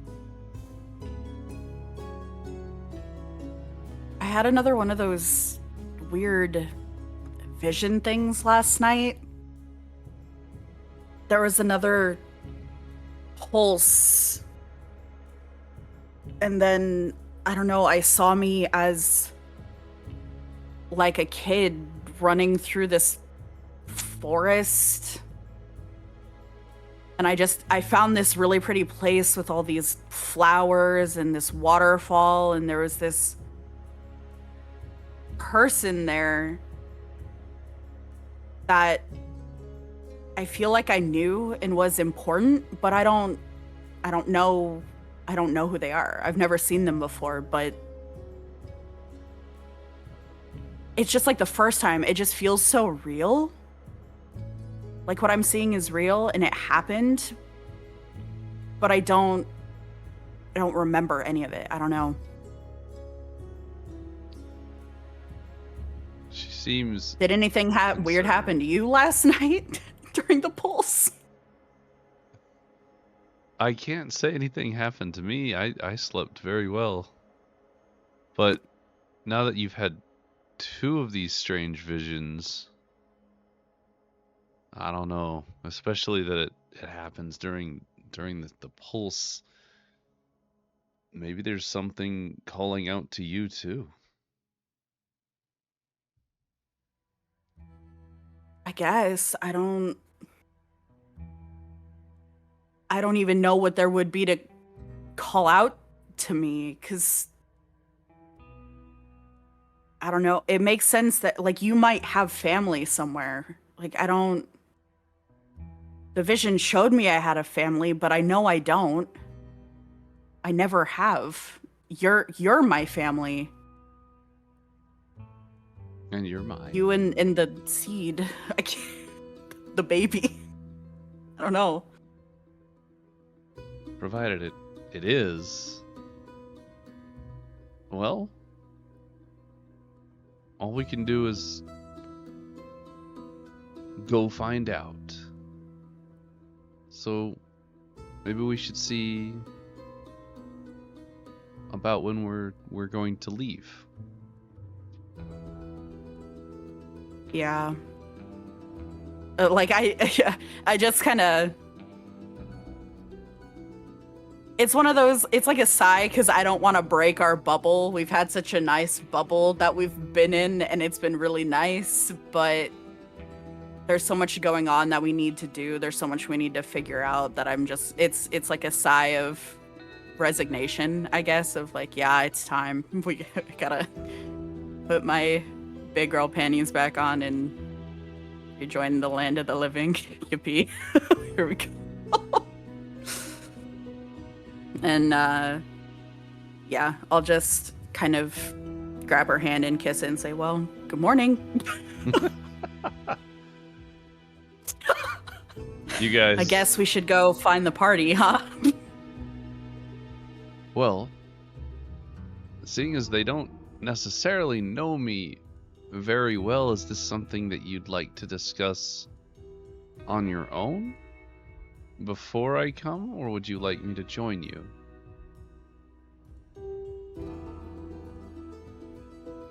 You're just as much a part of this as I am, and they're gonna get used to having you around eventually because honestly, I'm not letting you go anywhere. So yeah, it now would be a good as time as any, I think, to sit down together as a group and really put all our cards on the table and figure out what's next. Okay. And she'll take your hand, and you guys get up and get dressed and make your way out into the very late morning, early afternoon sunshine. You did sleep in a little bit. You were up late, though, so it's okay. Hee hee, ah ha ha. However, before I move on a little bit, Liari, would you give me a perception check? Yeah. Yep, nodders. Hey. Oh. As you and Aziria are making your way, where are you making your way to exactly? Well, that's going to take a bit of teamwork because how much am I aware of what's going on? Because we started to kind of go outside, but not really interact with too many people outside of like maybe Joe might have seen us at one point or whatever. So I don't know. Like, am I aware Mads is mayor? Well, I moved Joe down here, but technically he's been staying in the same house. Yeah, I know. That's why. So it's like if we're all more or less in the same house minus Mads, and Pyrie has come busting into our room at least once. So I vaguely know Pyrie could be around. I would say, very broadly speaking, you may have heard something about Mads being in a position like for the city, but you're not really sure what position that might be. Probably something small. You might ask Joe, or you might just go and take a look outside. I was gonna say, honestly, I'm just gonna, because I would check the house for Pyrie. If Pyrie's in the house, that's easy, and then I would ask Joe next to be like, so I'd what's probably been say going Pyrie's on? gallivanting about at the moment. This is about the time Like Pyrie it. has the bag, so That's hilarious. you would find Joe in the house if you went looking. Okay. It's like, hey, buddy. How you hanging in there? Hey, Liari, are you feeling better? You know, I am. Well, I'm so happy. And he's gonna very tentatively but assuredly going to give you a hug. Yeah, I'll embrace him. Yeah. Of course. Gives you a big hug. hug. I was so worried about you, and Mads has just disappeared. Pyrie's been around though. We've been talking a little bit and played with Vidya a lot. It's been great. I'm just gonna look at him and be like, Mads disappeared? Well, I mean they're doing mayor stuff, so they're probably just really busy. But they haven't come here, so I guess they're staying somewhere else. And they haven't come to say hi or anything in a few weeks, and I just worried about them working too hard. With your 21 insight, though, Joe is very sad and upset that Mads has effectively been avoiding the party, specifically him. Oh. I'm gonna, yeah. Yeah, look what you did. I'm just gonna pinch his cheek and be like, don't worry, I'm gonna bring her back. I'm back. I'm gonna bring her back. And we're gonna sit down and have a talk. I don't know if you want to be there or I can come get you after we have our sit down because there's going to be a lot going on. Look, every time I try to go do something, you guys keep me, so I'm going to come this time. Okay, attaboy, and I'm going to clap his shoulder. We like the initiative. He's growing up so fast. So Joe joins you, and you are now aware that Mads is mayor. Okay. That being said, I assume you probably want to make your way in that direction, yeah? I will. And I don't know if you want me to roll something along the lines of like an investigation roll or anything to try and like... So I'd probably be trying to track as well, I guess, by way of like, I need to fucking... Who knows where the fuck Pyrie is? You know? So I kind of gotta... I think I'll use that perception roll, because I'm using it for something else too, but it's a pretty good perception roll, so... As you... And then as we're walking and talking, I'll probably like formally introduce Joe to Aziria because she's important and going to be around now. And then that can like mull over the confusion of her name because her name is Aziria, not Azalea. Anyway. That's so fair. Yeah. Okay. So then I'm going to do a couple of things here. We're going to start off with, as you're walking, what's your introduction look like? Oh, yeah. So I'm just going to be like, so, Joseph, this beautiful woman here is Aziria, and she's really important to me, and she's going to be with us from now on. And Aziria, this is Joseph, and he is our adopted son. We picked him up at a party, and we didn't let him go. Okay. With your 21 insight, you do get all the insight on both of these two as they interact for the first real time, honestly. Right. Yeah.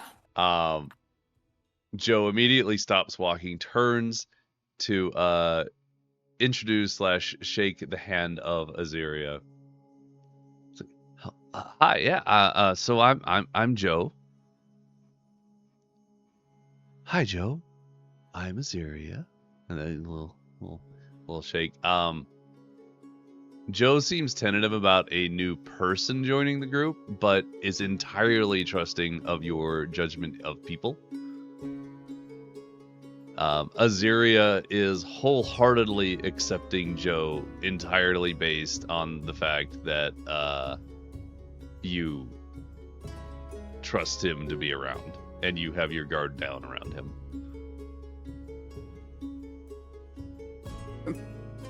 So they have begun to get along famously, at least.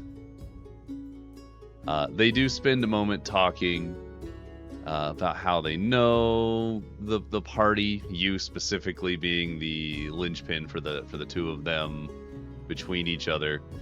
And it starts, you're listening in, but then it starts to fade out as your eyes see a discarded uniform, slightly slashed up and partially kind of like hidden in some tall brush. Not like intentionally, more like it was, thrown there at some point and just missed. But it's the part of a green uniform with that black crown and castle, that tower on it. And you start to have kind of like this stir of emotions inside of you that's being healed, but it brings back a lot of those thoughts of trust given, of being betrayed, of being put into a situation that was horrific and you almost lost somebody you loved through it, you feel inspired to remember those feelings somehow. Yeah, my body language is going to shift and I'm going to become a little more like rigid. And there is going to be a more like frown on my face. And I'm going to walk over to where the uniform is and look around and see if it's tied to anything or anyone in the area. And just start like shredding it. Like just trying to destroy any like evidence that it was ever here, and then I'm going to do my green flame blade on it to just burn it into fucking oblivion. So you kind of zone away from Azaria and Joe as that sort of overtakes you. You pick it up. It's just discarded and hidden in brush. Not intentionally, it's just there, and you shred it into 1,000 pieces with your hands, with your blades, and then you burn it. And when you stop focusing entirely on that article of clothing, you do see Azaria and Joe sort of standing behind you a little bit. Concerned. Oh, definitely how this is used. 10 out of 10. I don't care.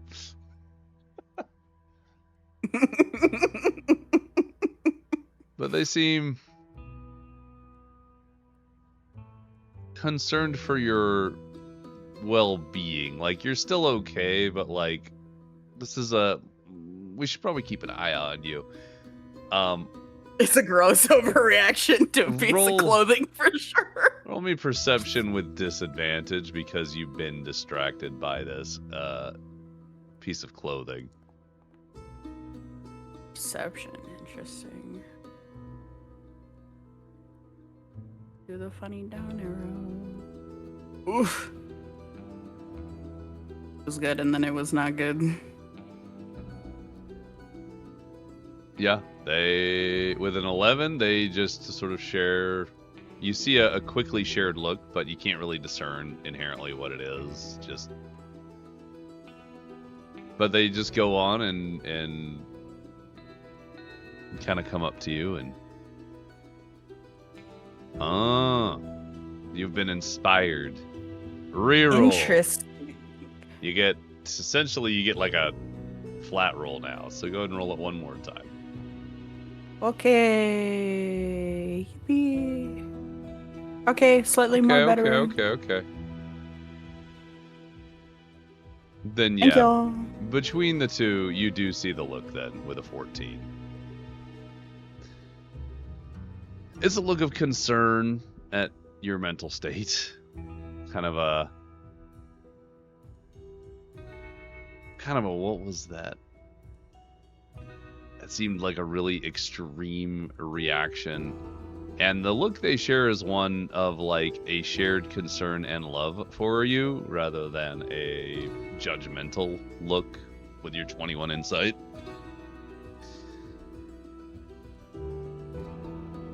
Well, when I'm... Oh. No, you're good. To say, when I'm done incinerating the damn thing, I'm just gonna kind of stand up and take a deep breath. And because I noticed their look, I'm just gonna be like, okay, maybe that was a lot, but I'm still upset that so much bad happened because I trusted Mauve. I don't understand her mentality. I don't think I'll ever understand her mentality. I don't understand why someone can go through what she has, what we have, and still think it's the right thing.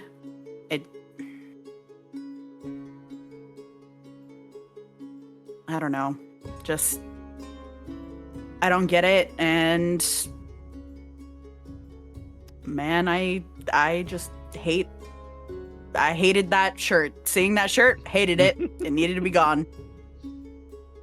Aziri just sort of wanders up and holds your hand in a sign of support, but doesn't really say anything. And Joe just kind of like, yeah, they seemed a little crazy. That one little bit I saw them when they well, and he's gonna look over at Azaria and kind of back at you when some stuff happened.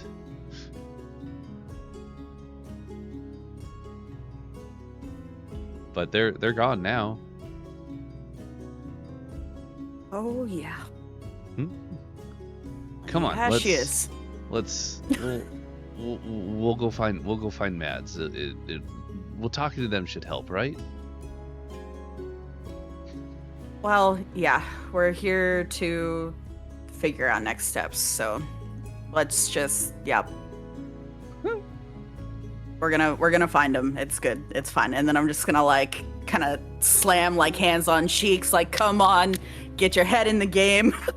Okay, let's go. So, as you guys are making your way from the house to the new office of the mayor, where Mads is, we're going to switch over to a Mads situation. Yippee! Yippee! Mr. DM, is it a new day?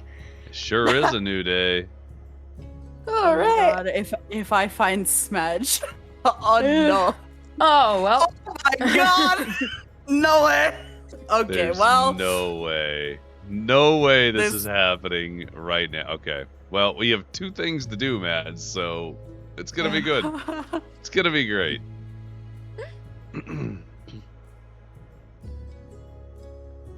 I'm gonna roll a dice to decide which one we do first. Mm. Okay.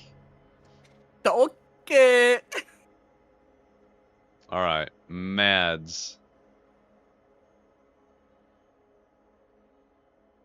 Yeah.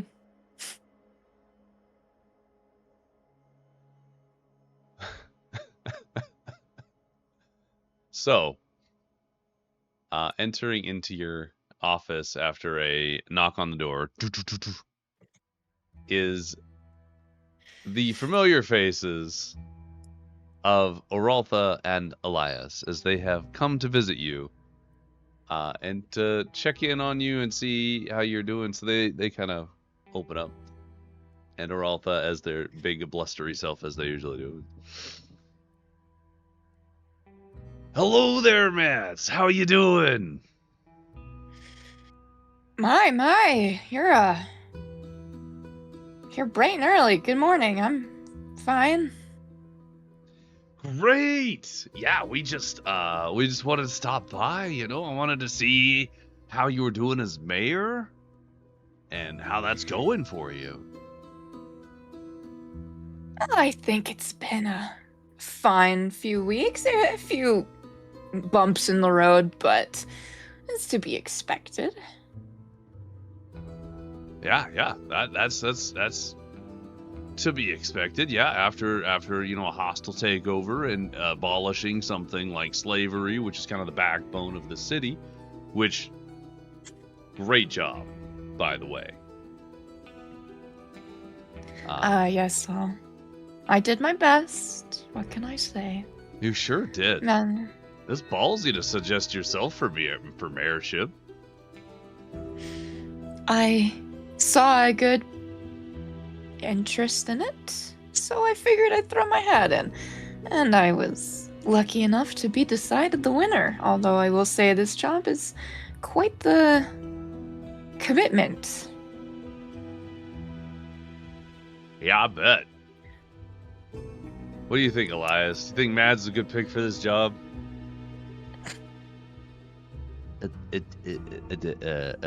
Yeah. Yeah. Think Mads is definitely one of the better options for this job. You two flatter me so. My ego is growing and growing and growing. That's gonna give him a nice devious little smile. So I did well. Hey, Elias is gonna be a little quiet. Or Arthur will step it. Elias had some questions about some of the stuff that you've been enacting. You know, not that we wanted to judge it or anything, just more we're just curious why you would do certain things certain ways. Elias, go ahead. What was the one about the remedies? Oh yeah. And Elias is very shy is not the word I am looking for here, but like quiet. Intimidated, maybe? Intimidated. Thank you. Yes. So yeah.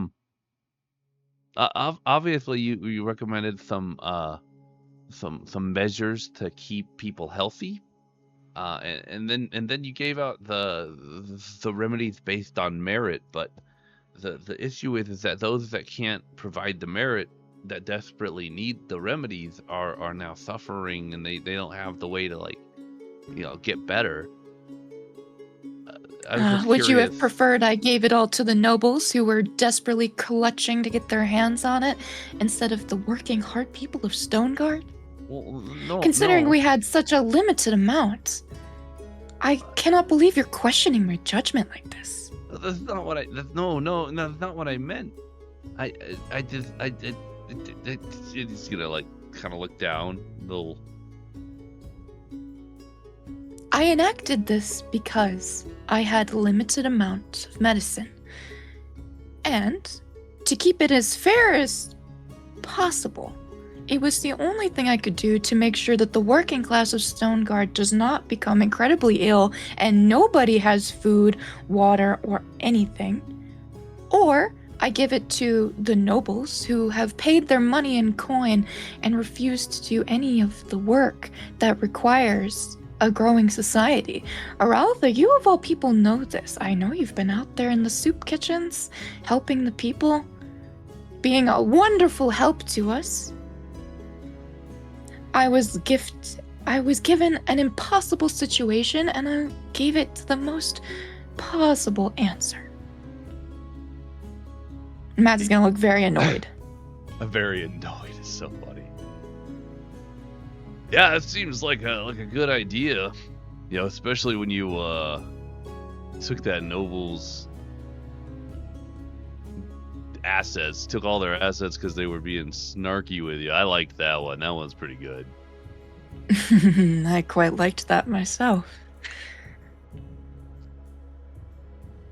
Well, Now, is there anything else? I do have quite a bit on my agenda for today.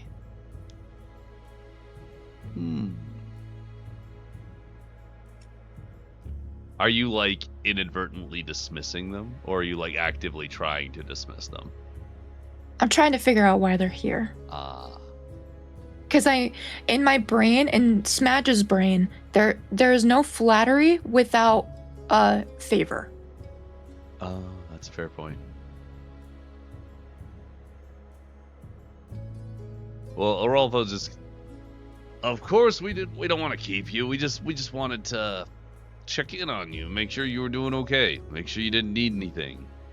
You know, it's a lot of work that you're doing here, and even though you have a lot of help, we didn't know if you needed more.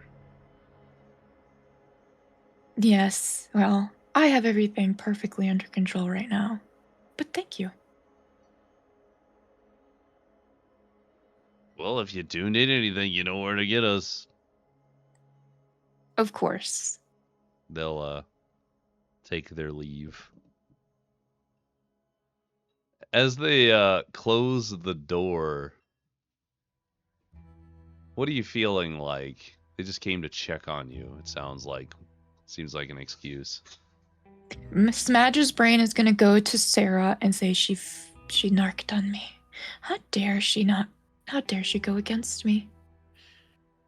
You're telling She must that have to told Sarah? them. No, in my brain, Smadge's brain.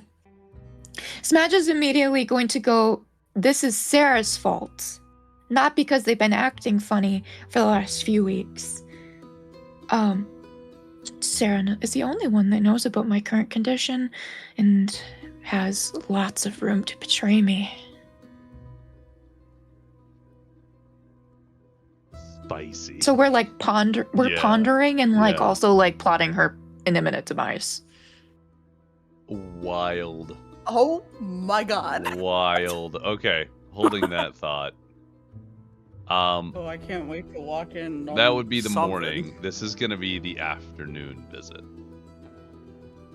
This will be just before Pyri and Liari reappear, if you will. In your office, which isn't like the most spacious thing, but it's still fairly large, you hear a simple tap, tap, tap on the door. It does not open. Whoever it is does not just open it for themselves.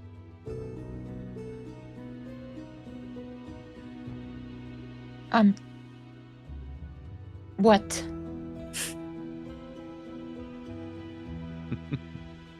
I gotta roll this one.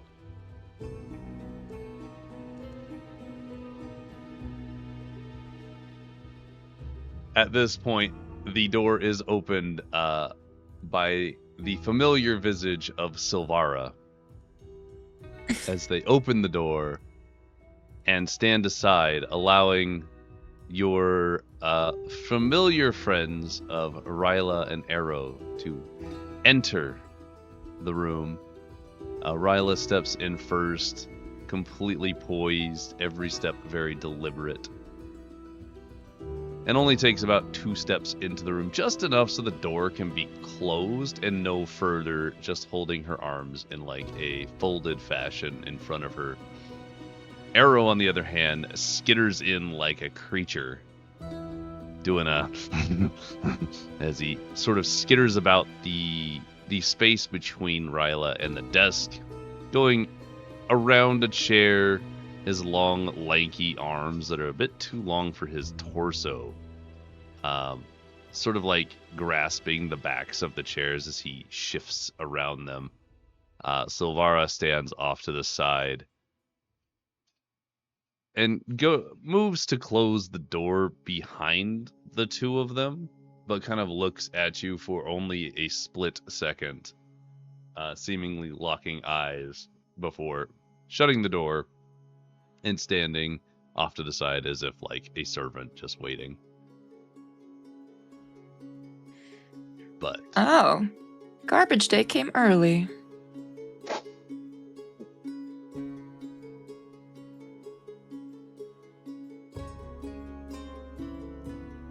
hey, hang on. I gotta roll. I gotta roll this one. Hang on. Are you gonna have us bust in sooner than anticipated so Matt doesn't fucking die? Oh my god. Okay, so their rolls were pretty low. They're not happy. Uh-oh. Ryla goes stock still, the eyes as sharp as ever, like daggers point at you. Whereas Arrow, having been skittering around, hears these words and turns to leap from the floor in front of your desk. Using a chair as leverage, it falls to the ground and he is mid-air, about to barrel into you. What do you do? I'd like to take the tea that I prepared and put a little bit of that comatose dust into it, and I'd like to splash it into his face in a self-defense way. Is that how that works? Hang on, I don't think it matters. I don't. That's so cool. Hang on. Is That's it a okay if it willing doesn't work out. target? I have a different. I have Oh, I don't know. Let me look. It's a willing creature. It's a willing creature. Oh, it is a willing creature. Yeah, so yeah, no, yeah. I can't do That's that. sick as shit, but that was Okay. a willing creature. I was gonna say Jesus.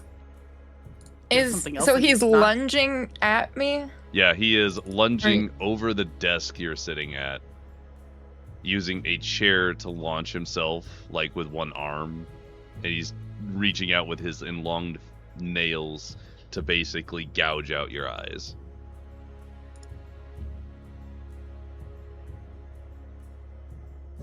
Would you say that this building I'm in is made of stone? I would say primarily, yeah, that's called Stoneguard, so that would track. Okay, I'm going to meld into stone. How long Oh. does that take? Instantaneous. Yeah, alright. Merging yourself and your equipment within the stone. Okay. So I'll say wall behind you? Yeah. Okay. So you meld into the stone.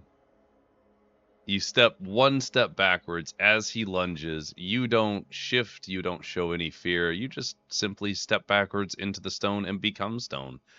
As Arrow's fingers smash into the rock, you watch as nails on the edges of his fingers start to chip and break as he scratches along the stone. That sound as he drags them down. Never talk about me and my sister like that again.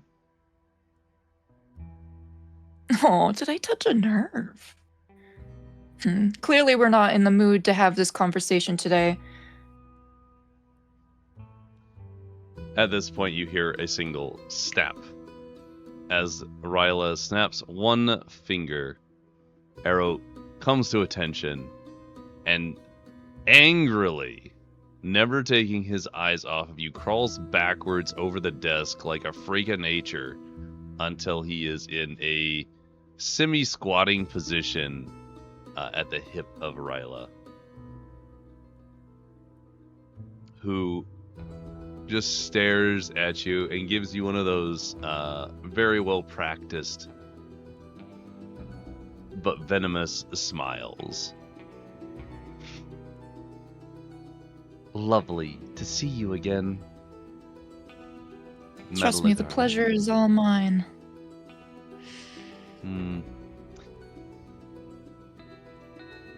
So, Now, let's get on with it. you have something I want, and I would love to take it back. However, it seems you've garnered yourself a bit of power here. Yes, that opportunity came about, and what is one to not seize such a wonderful opportunity, don't you agree? Seizing an entire city. Brazen. I like it. I think that's the first time you've ever liked anything about me. I always find uses for dogs.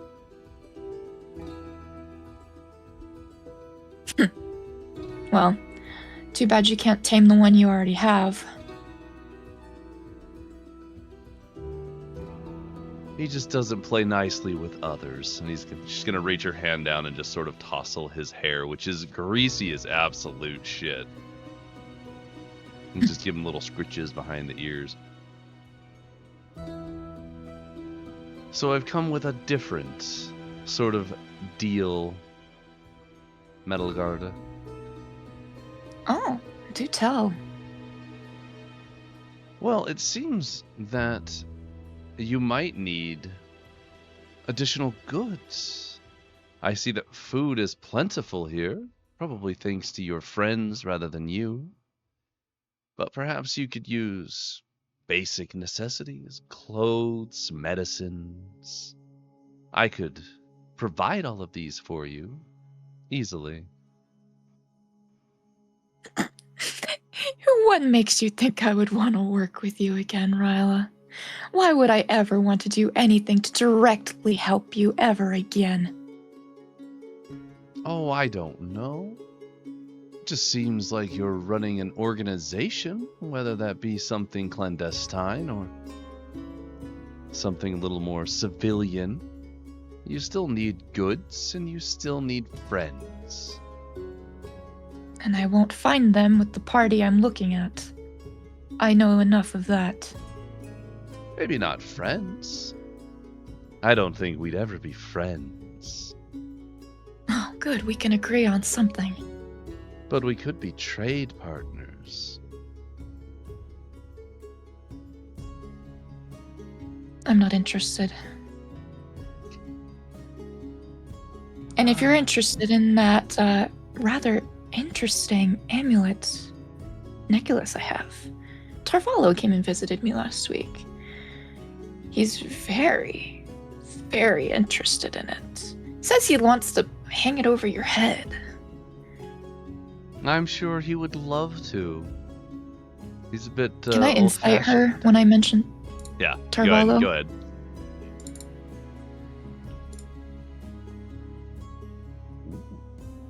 Damn. So, as you mentioned, Tarvalo also wanting the necklace to hold it over her head, there is a very quick flicker. Like, just the smallest twitch of the smile, the squint of the eye, before the painstakingly curated mask is replaced.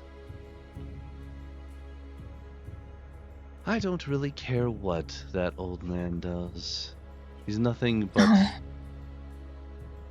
someone who likes but I to play think you games. do. Oh? I mean, why would he be interested in it and specifically holding it over your head if you didn't have some sort of special interest? And at this point, I'd like to take out 4 teacups and You come out of the make- wall. and yeah, I'd come out of the wall at this point. Okay.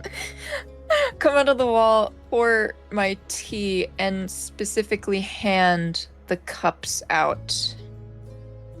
Okay. Do you do the grave dust in the one? Yes. Okay. I will expend a slot for that. Oh, I have their stats in here. Hold up. 1, 2, 3. Do.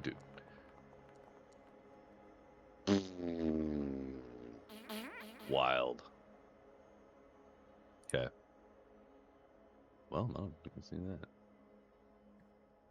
Give me a sleight of hand, would you?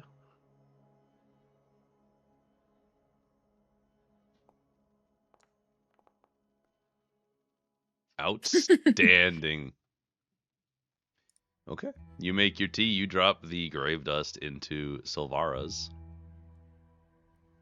And you pass them out. Question. Yeah. Can I give them like a little wink when when I'm just like slightly turned away?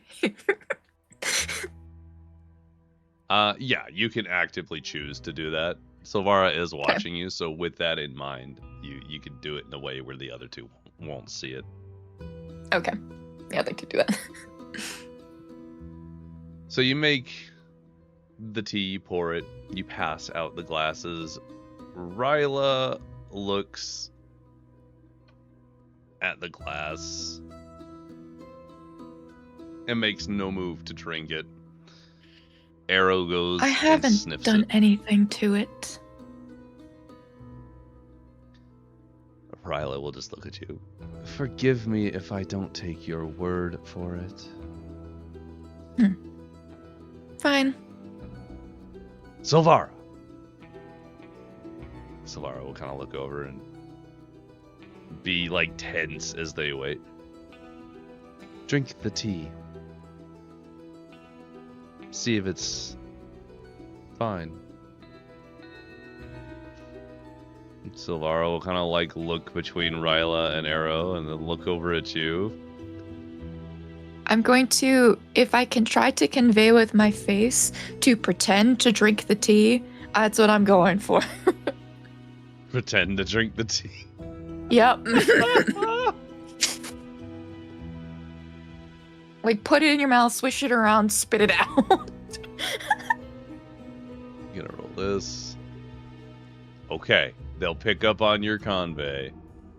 Perform. You're a I'm gonna give them sleight of hand for it.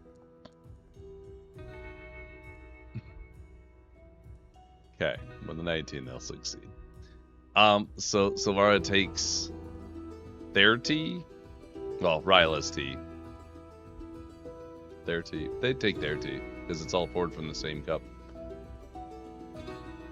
They'll take their tea, and they carefully pick it up, and they take a small, like a small sip, and make it look like they drink it. And they just kind of hold it collected in their cheek. Seems fine. See, I told you. Unlike you, I wouldn't go around hurting people and poisoning them for no good reason. Especially when you are here on business, are you not? And I'm going to just be very gleefully happy that my plan is not destroyed.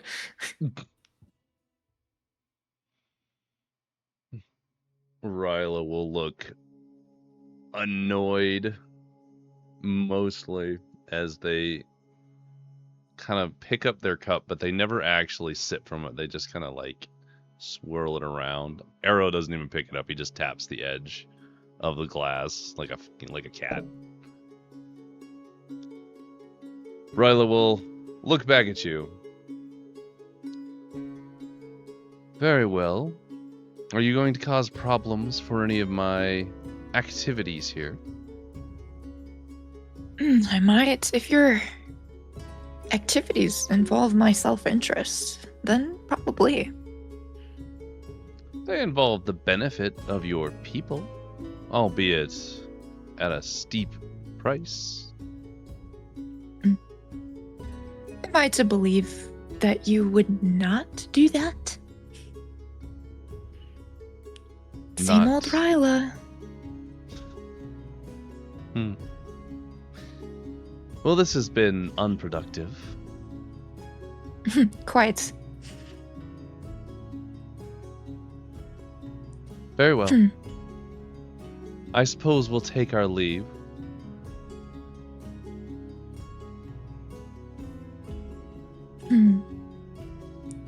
Well, okay. I would like to add maybe some food for thought. That amulet you so closely desire. So desire. I do think I might give it to Tarvalo just to vex you. And I'm gonna kind of stir my tea a little bit. Unbelievable.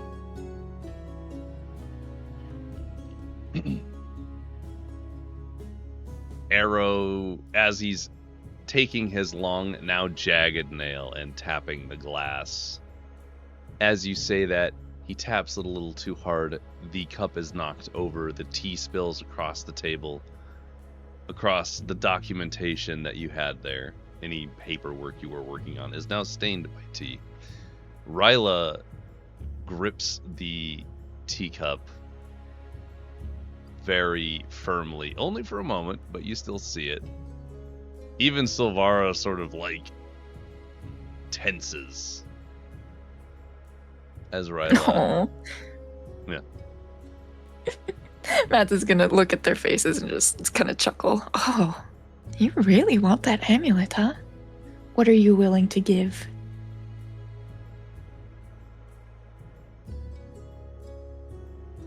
Her, oh, hang on, wait. Got it. Gritted teeth. What would you like?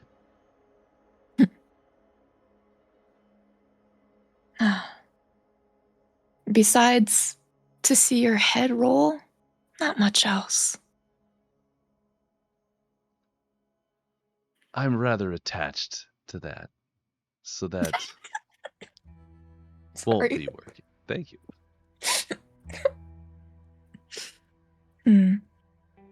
Well, if you're open to negotiations, I will consider it.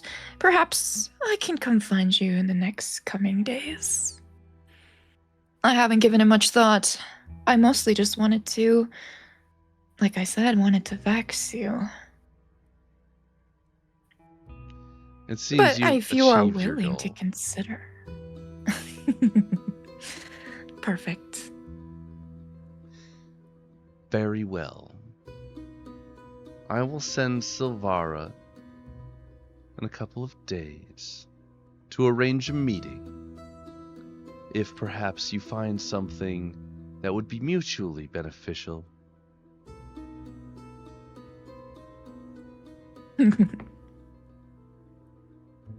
I like this idea. I will only say this once, Metalgarda. Do not waste our time. She will set her glass down very pointedly, so it clatters on the like little tea plate.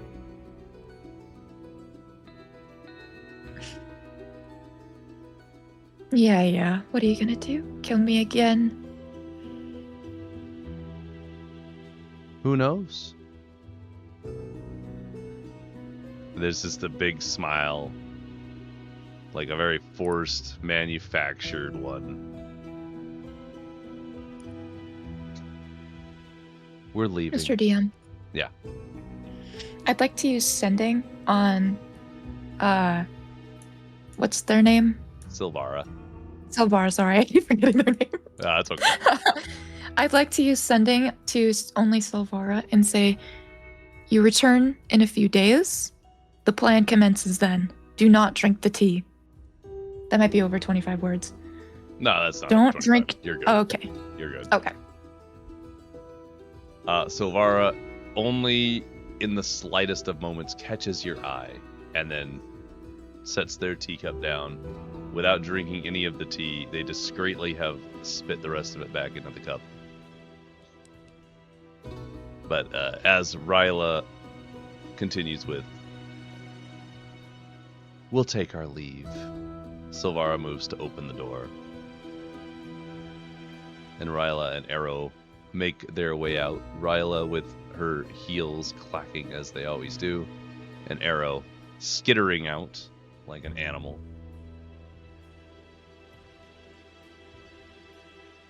Sylvara closes the door behind them, and they eventually can no longer be heard walking away.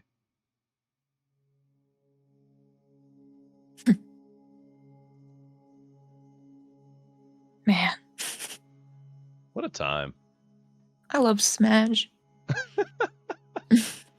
I love Smedge too, and this conversation coming up is going to be crazy. Oh, this is gonna hurt. Like, I can feel it. It's gonna be a time, guys. So, Pyrie, you've been gallivanting about as a cat with a bear and a mushroom lady. Yep. Um, That's what it is. you've kind of been making your way back towards the house, which does in fact cross in front of Mads' new office, coincidentally. At which point, as you're kind of getting to that space, you do see Liari, Joe, and Aziria approaching from the house itself. Looks like they're heading to the office. Like to Schmadge's office? To Madge, yeah. So you're gonna run right into them by the time they get to the door. And then Liari, you and your part of the party see a bear, a cat, and Morkella.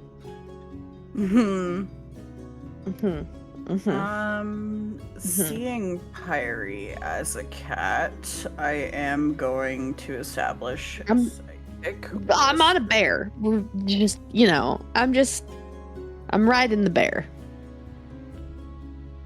That's Well, yeah. Okay. Well, okay, Blaine. Do you want me to roll to see if I notice that it is Pyrie? I've seen Morkella. I would and I've seen say a the bear. presumption. It's weird. There's a bear. That's the takeaway. But it's also Pyrie, so like, that's this crazy shit that happens with Pyrie, man. I don't know how to handle this. How would Liari Yep. handle Pyrie as a cat, presumably with that big pink collar that you still have? And a bear. What do you do about the bear? The bear is new. The honestly, other than my initial like shock of seeing it, but obviously it's not rampaging or mauling. Like I might step in front of Azeria ever just so slightly, but then I'm just going to do psychic whispers on. Let's see how many people are here. Yeah, actually that works because we're not two mads. Yeah, actually, no. 5? I was about to add more Kella to the mix, but that's a bad idea. So I'm just gonna do the 3 Azeria, Joe, and Pyrie, and we're psychic whispering, and it is now a D10. Nice. It's no longer a D8. It is a Oh, you got enough levels to get a D10. D10. Nice. Yeah, it's spicy, and this one's for free. Well, it's only 2 hours. 2 After all hours, that, it's still only 2 hours, but that's fine because connect the brains, and then I'm just gonna be like, Irie, why are you riding a bear? I found it in a bag.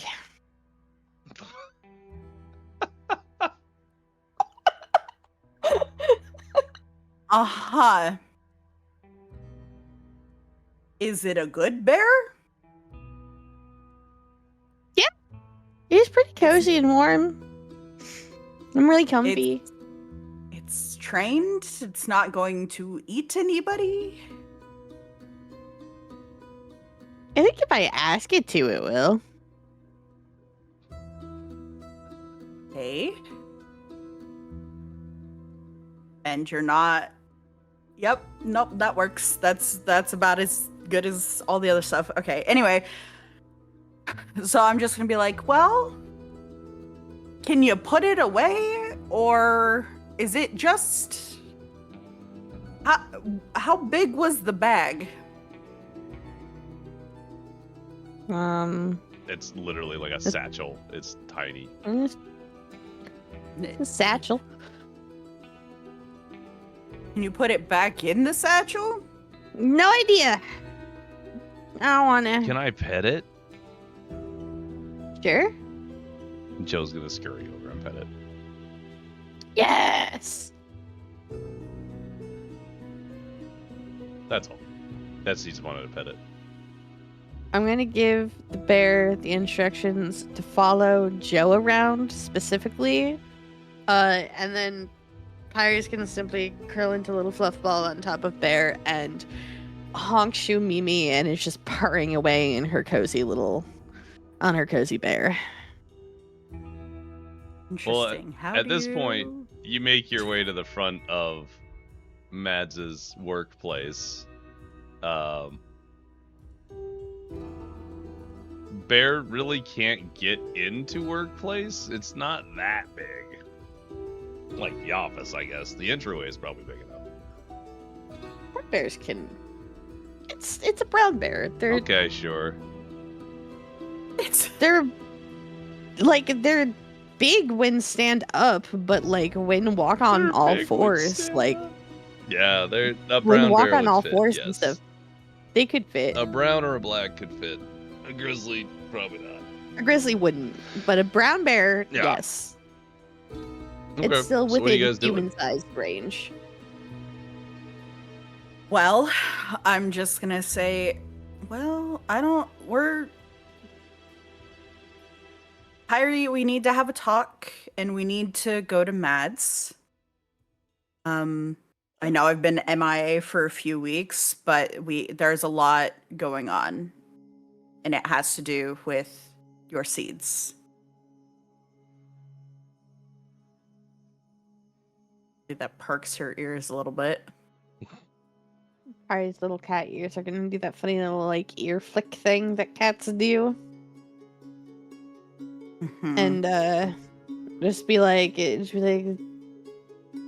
they glow.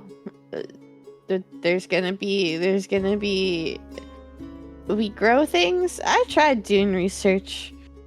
I got kicked out of the library. I'm just gonna face palm like I so often do, and I'm just gonna say, hey, that is something that would need to be talked about, yes, because I have a lot, Azaria and I have a lot we need to research as well, so yeah, we need to talk to Mads, and I'm assuming they're in here, gestures to building we are all outside of. Joe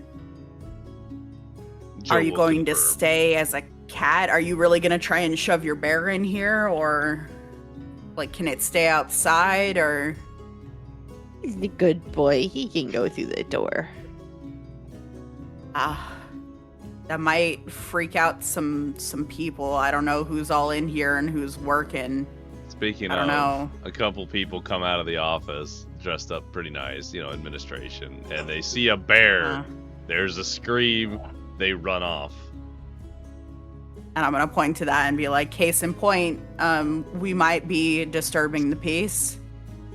Parry does a little cat stretch and be like, and then re-squishes herself back into bareback and she's too comfy. She does not give two shits. Okay, I'm gonna walk up to like Pyrie, and I'm gonna like open my arms up and kind of offer for them to like jump into my arms if they're still in nap mode. Be like, come on, are you sure you don't know how to put the bear away? Because you can bring him back out later. Pyrie has no idea how to put the bear away. Pyrie just has bear. She tapped the funny little bag. A bear rolled out. She has no idea how to use this thing. She just knows she has a bear. It's cuddly. It's warm. That is it. Yeah. It's good bear. Okay. You can't bring a bear into my office. More. You're not here. Can we see? Yeah, Can we you're not here. So you don't get to say in this. Well, I mean, you did hear a scream from outside your office, so I'll give you that. Can we send the bear with Morkella back to the house? Pyrie's gonna like moan and complain, but in cat form of just like, you want to get rid of my fluffy bear. And then just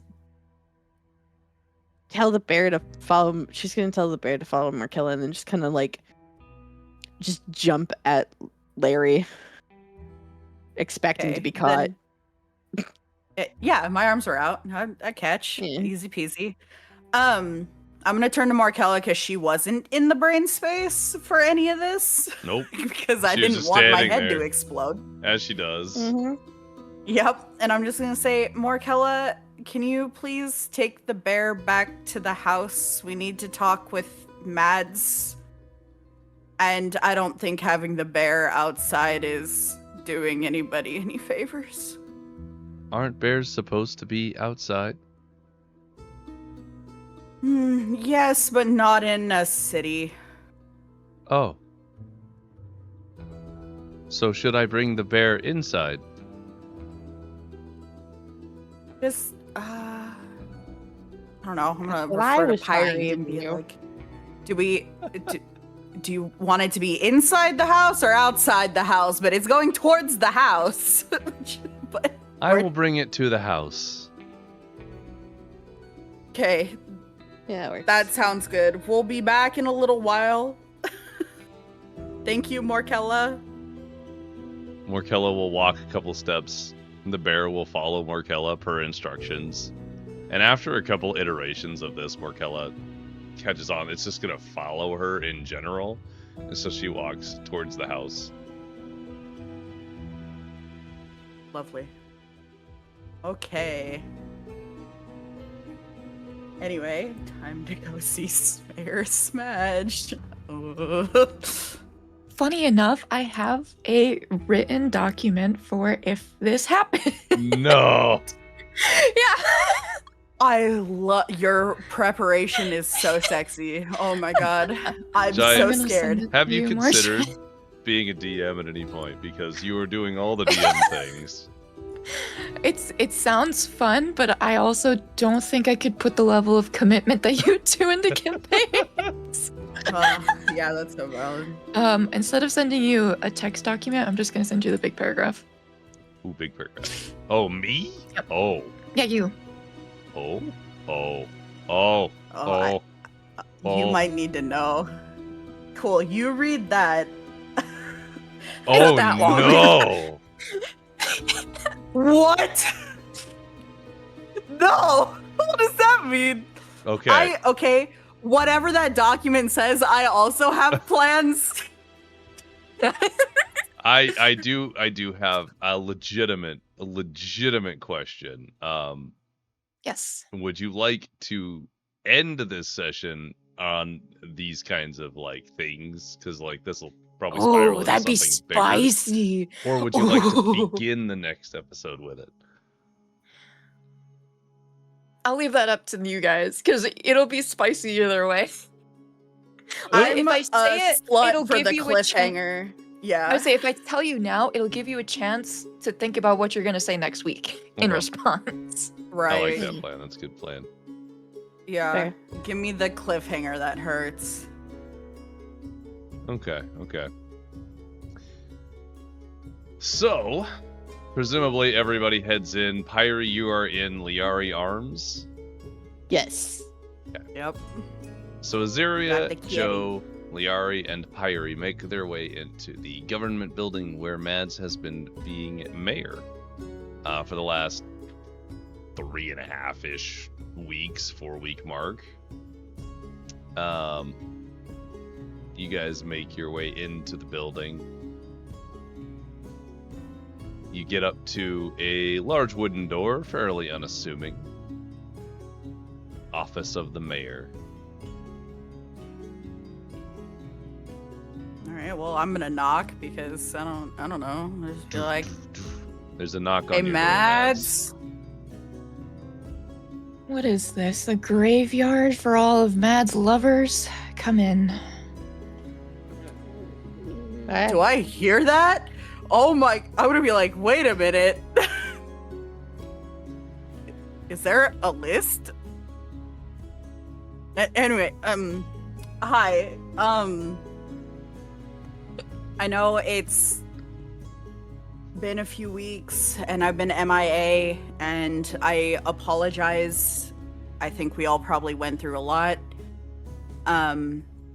I have Pyre, gestures to Kat, and Joe, and Azaria, and there's a lot that we need to talk about.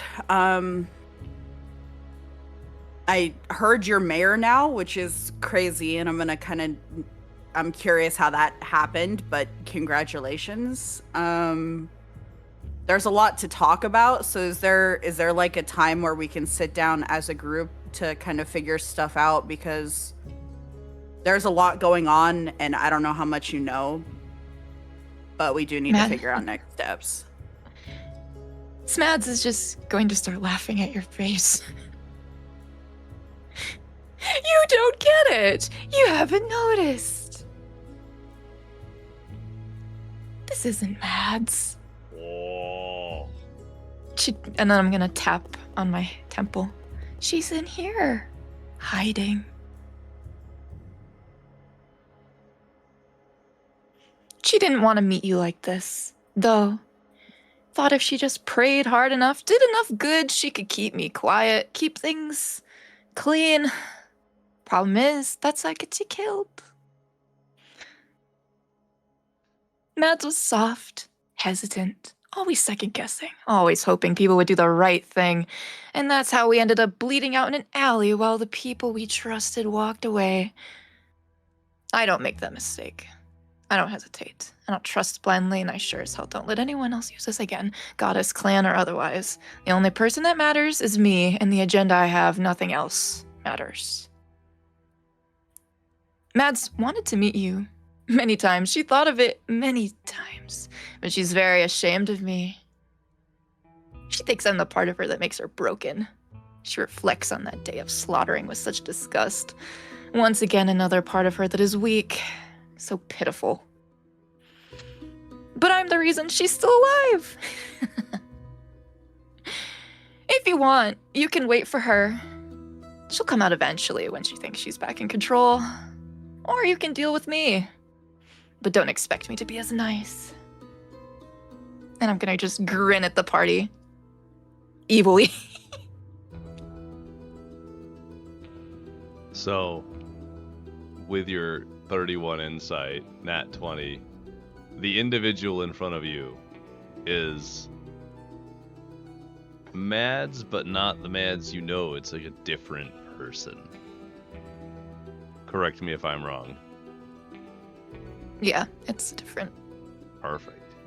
Detect magic.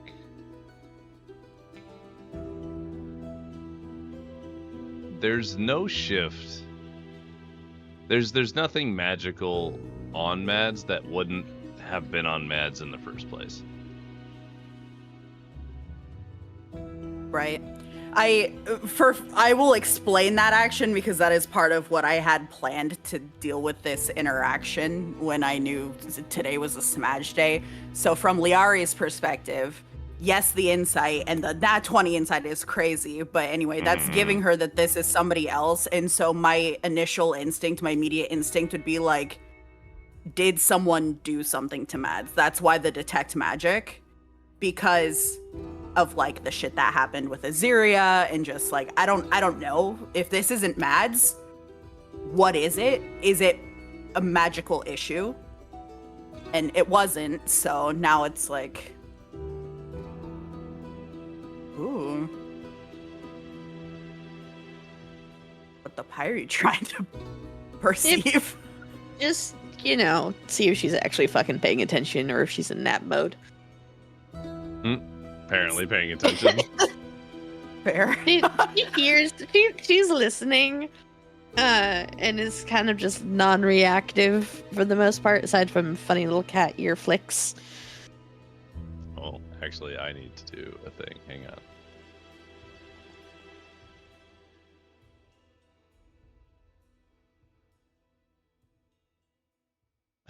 on. Okay, but that speech does kind of change how I would have approached my other. So the only other thing that I think I will do right now is I will detect thoughts, because it is not a magical thing that is wrong with you. And as far as I'm aware, you're telling the truth because of my nat 20 insight. So you do believe what you are saying. So I'm going to try and see if I can, well, yes, detect your thoughts, but I'm wondering if I can get to Mads. If Mads is in your head somewhere, you tapped in your head. So I'm going to see if read thoughts will get anywhere near that. We'll see. I will leave that up to you, Mr. DM. Me? Yeah, it's not... Because, I have an idea for it, but I want to know if it's loud. What's your idea? Because I already have thoughts on using detect thoughts. So what's your idea before we move forward? My thought would be, when you detect thoughts, it's like you hear mostly Smudge, but you hear like this tiny, tiny bit of Mads, like just like very faint in the background, just like screaming, like, no, stop this, give me my body. Okay. Because I was wondering how you wanted to do that, because that was similar to what I was thinking as well. I really like that idea. Okay. I do too.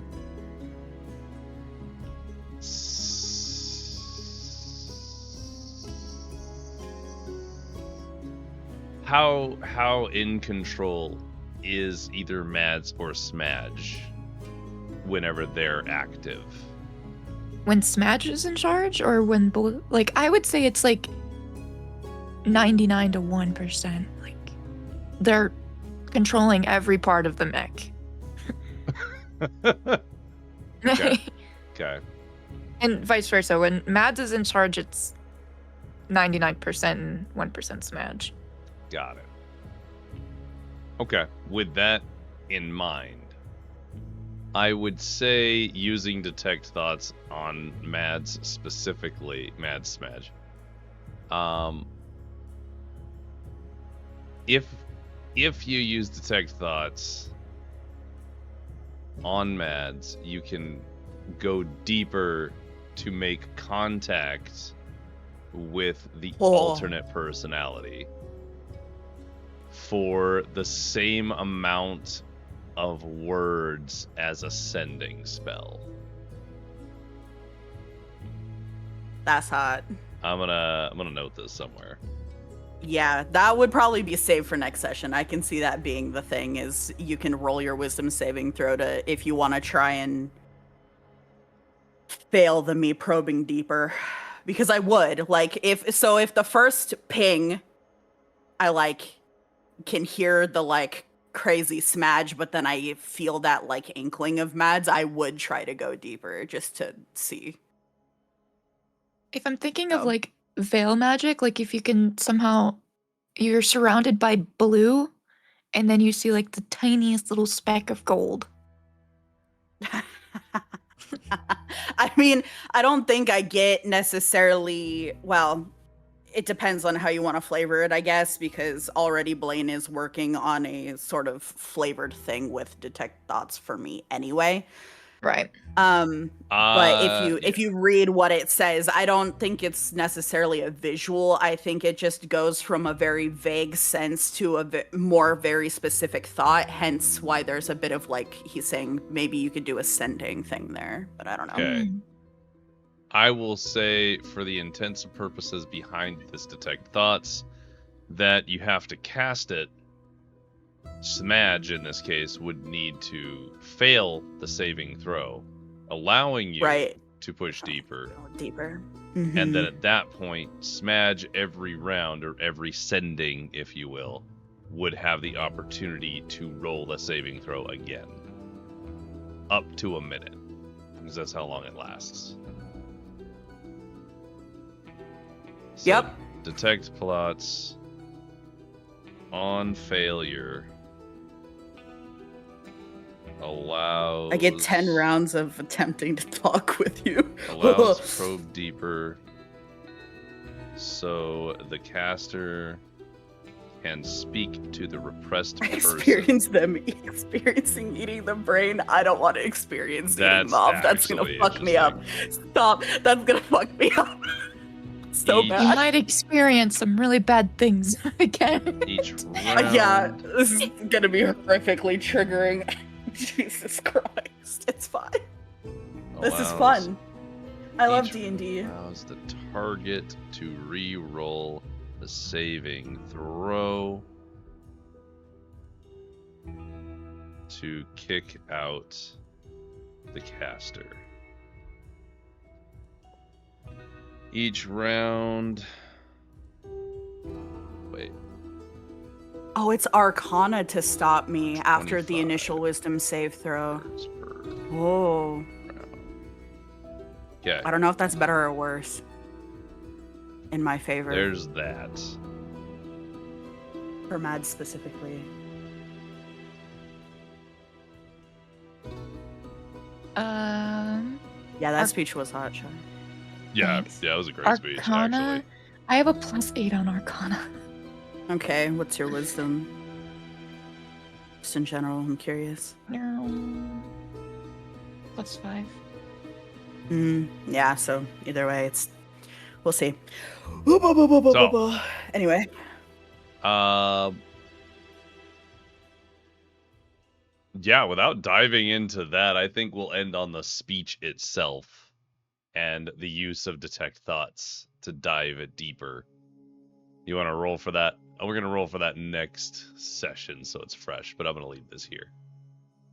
Yeah. With that being said, Next time on Smash has Dragon Ball made Z. the appearance to Holy the party, so that's something. Wow. I'm in love. The only other thing that changed was my immediate plan was detect magic, detect thoughts, and then maybe mind spike to see if I can like jiggle you back into Mads. We might still do that. I don't know, but because Smudge is not like actively fighting us, I don't think poking her is a good idea because that speech would have given Liari the context to maybe not start swinging. We'll see. Good times. Actually, yeah, this was a great session. You guys are fucking shenanigans. Yeah, So how do y'all feel? great. I Thanks love for being asking. evil. I love you It's being so evil. fun. So you guys are I'm so glad about, you're on board with it. you're about as evil as you can get without being actually evil. Really evil. Yeah. Mr. DM, if you ever have Very another great. one shot or anything that requires a villain, I will do it. Not all of us wanting to. I be the already DD. have Get in James line. too. Yes, I it's already so have- funny. All three of you have asked me for this. Yeah. So maybe we just do a one shot sometime where you guys get to be All evil. villains. We're I All just villains. evil. We're just. I just want you to slaughtering. run a one shot for other people and then just be like, surprise, and then the wives show up and it's just us actually. Oh my god, we're the hags this time. And we get to kill people and eat them. Let's go. I don't really want to be a hag, but I'll do it. I'll You know do what it. No, just a Oh, little. nar. There's too many hags in Fagram already. Yeah, yeah. And they're such a clutch Jesus. thing to use, though. You guys just fought a little It's true. one. You guys fought a little guy. So little guy. The Valkyries, on the other hand, they fought some nasty ass ones. Yeah. It's so funny how we all want to be evil. It's so funny. It's so fun. At least, yeah. It's funny too because I'm in my me and my druid characters that I love ever so much.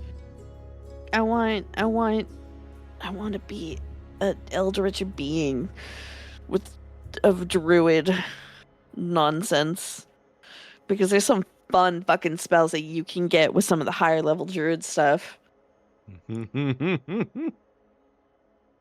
There's some fun stuff in there. You guys are gonna have so much fun. It's not like I'm gonna put you into some fun situations where you have to really decide how evil you are or not. Shrugs. That's a good time. I'm excited. The perfect emote for all situations. Honestly, it really is. Really is. Just you don't know. It's just it could be looking at you suspicious. Could be like, I may have evil thoughts behind this little face. You'll never know till it's too late. Hi, evil thoughts. I'm dead. I interrupt this D&D program to say that you should all watch the clip that Zane just made. It's in the Discord. It's from I the saw- clip that Mandy did earlier today. I almost said this morning. This morning. Wait, where? This morning. Time is a lie. Huh? In What? this your morning in Discord in D&D. clips, the D&D clip from Pro DM Hack where Mordred's like, the best way to keep your party together is Oh, to get them God. pregnant. Beautiful. Thank you, Zane. We love you. We appreciate you. Wait, that got edited and everything? Hold up. Yes. No. Yes, Zane cooked literally during No. stream and repost. Yes. Oh my god, no, I gotta watch this. Yes. It's You're awesome, Zane. the whole. It's so funny. It took me out. Bro. I really need to get that art of us and with the planting and then the we're pregnant. This. Do I have an Impreg emote? I need it. I need to. Okay, a couple of things. Firstly, if you don't know Zane, Zane is our editor, who's been doing a lot of all of our Valkyrie clips, and they are outstanding. And I will be releasing them to the public at some point in the near future. However, they're also a wonderful person, and they're very fun to hang out with. So definitely go check them out and give them a follow. They're a lot of fun. They're also like the opposite schedule of pretty much us, so you can always have somebody to watch. Releasing Zane. True. No, not yet.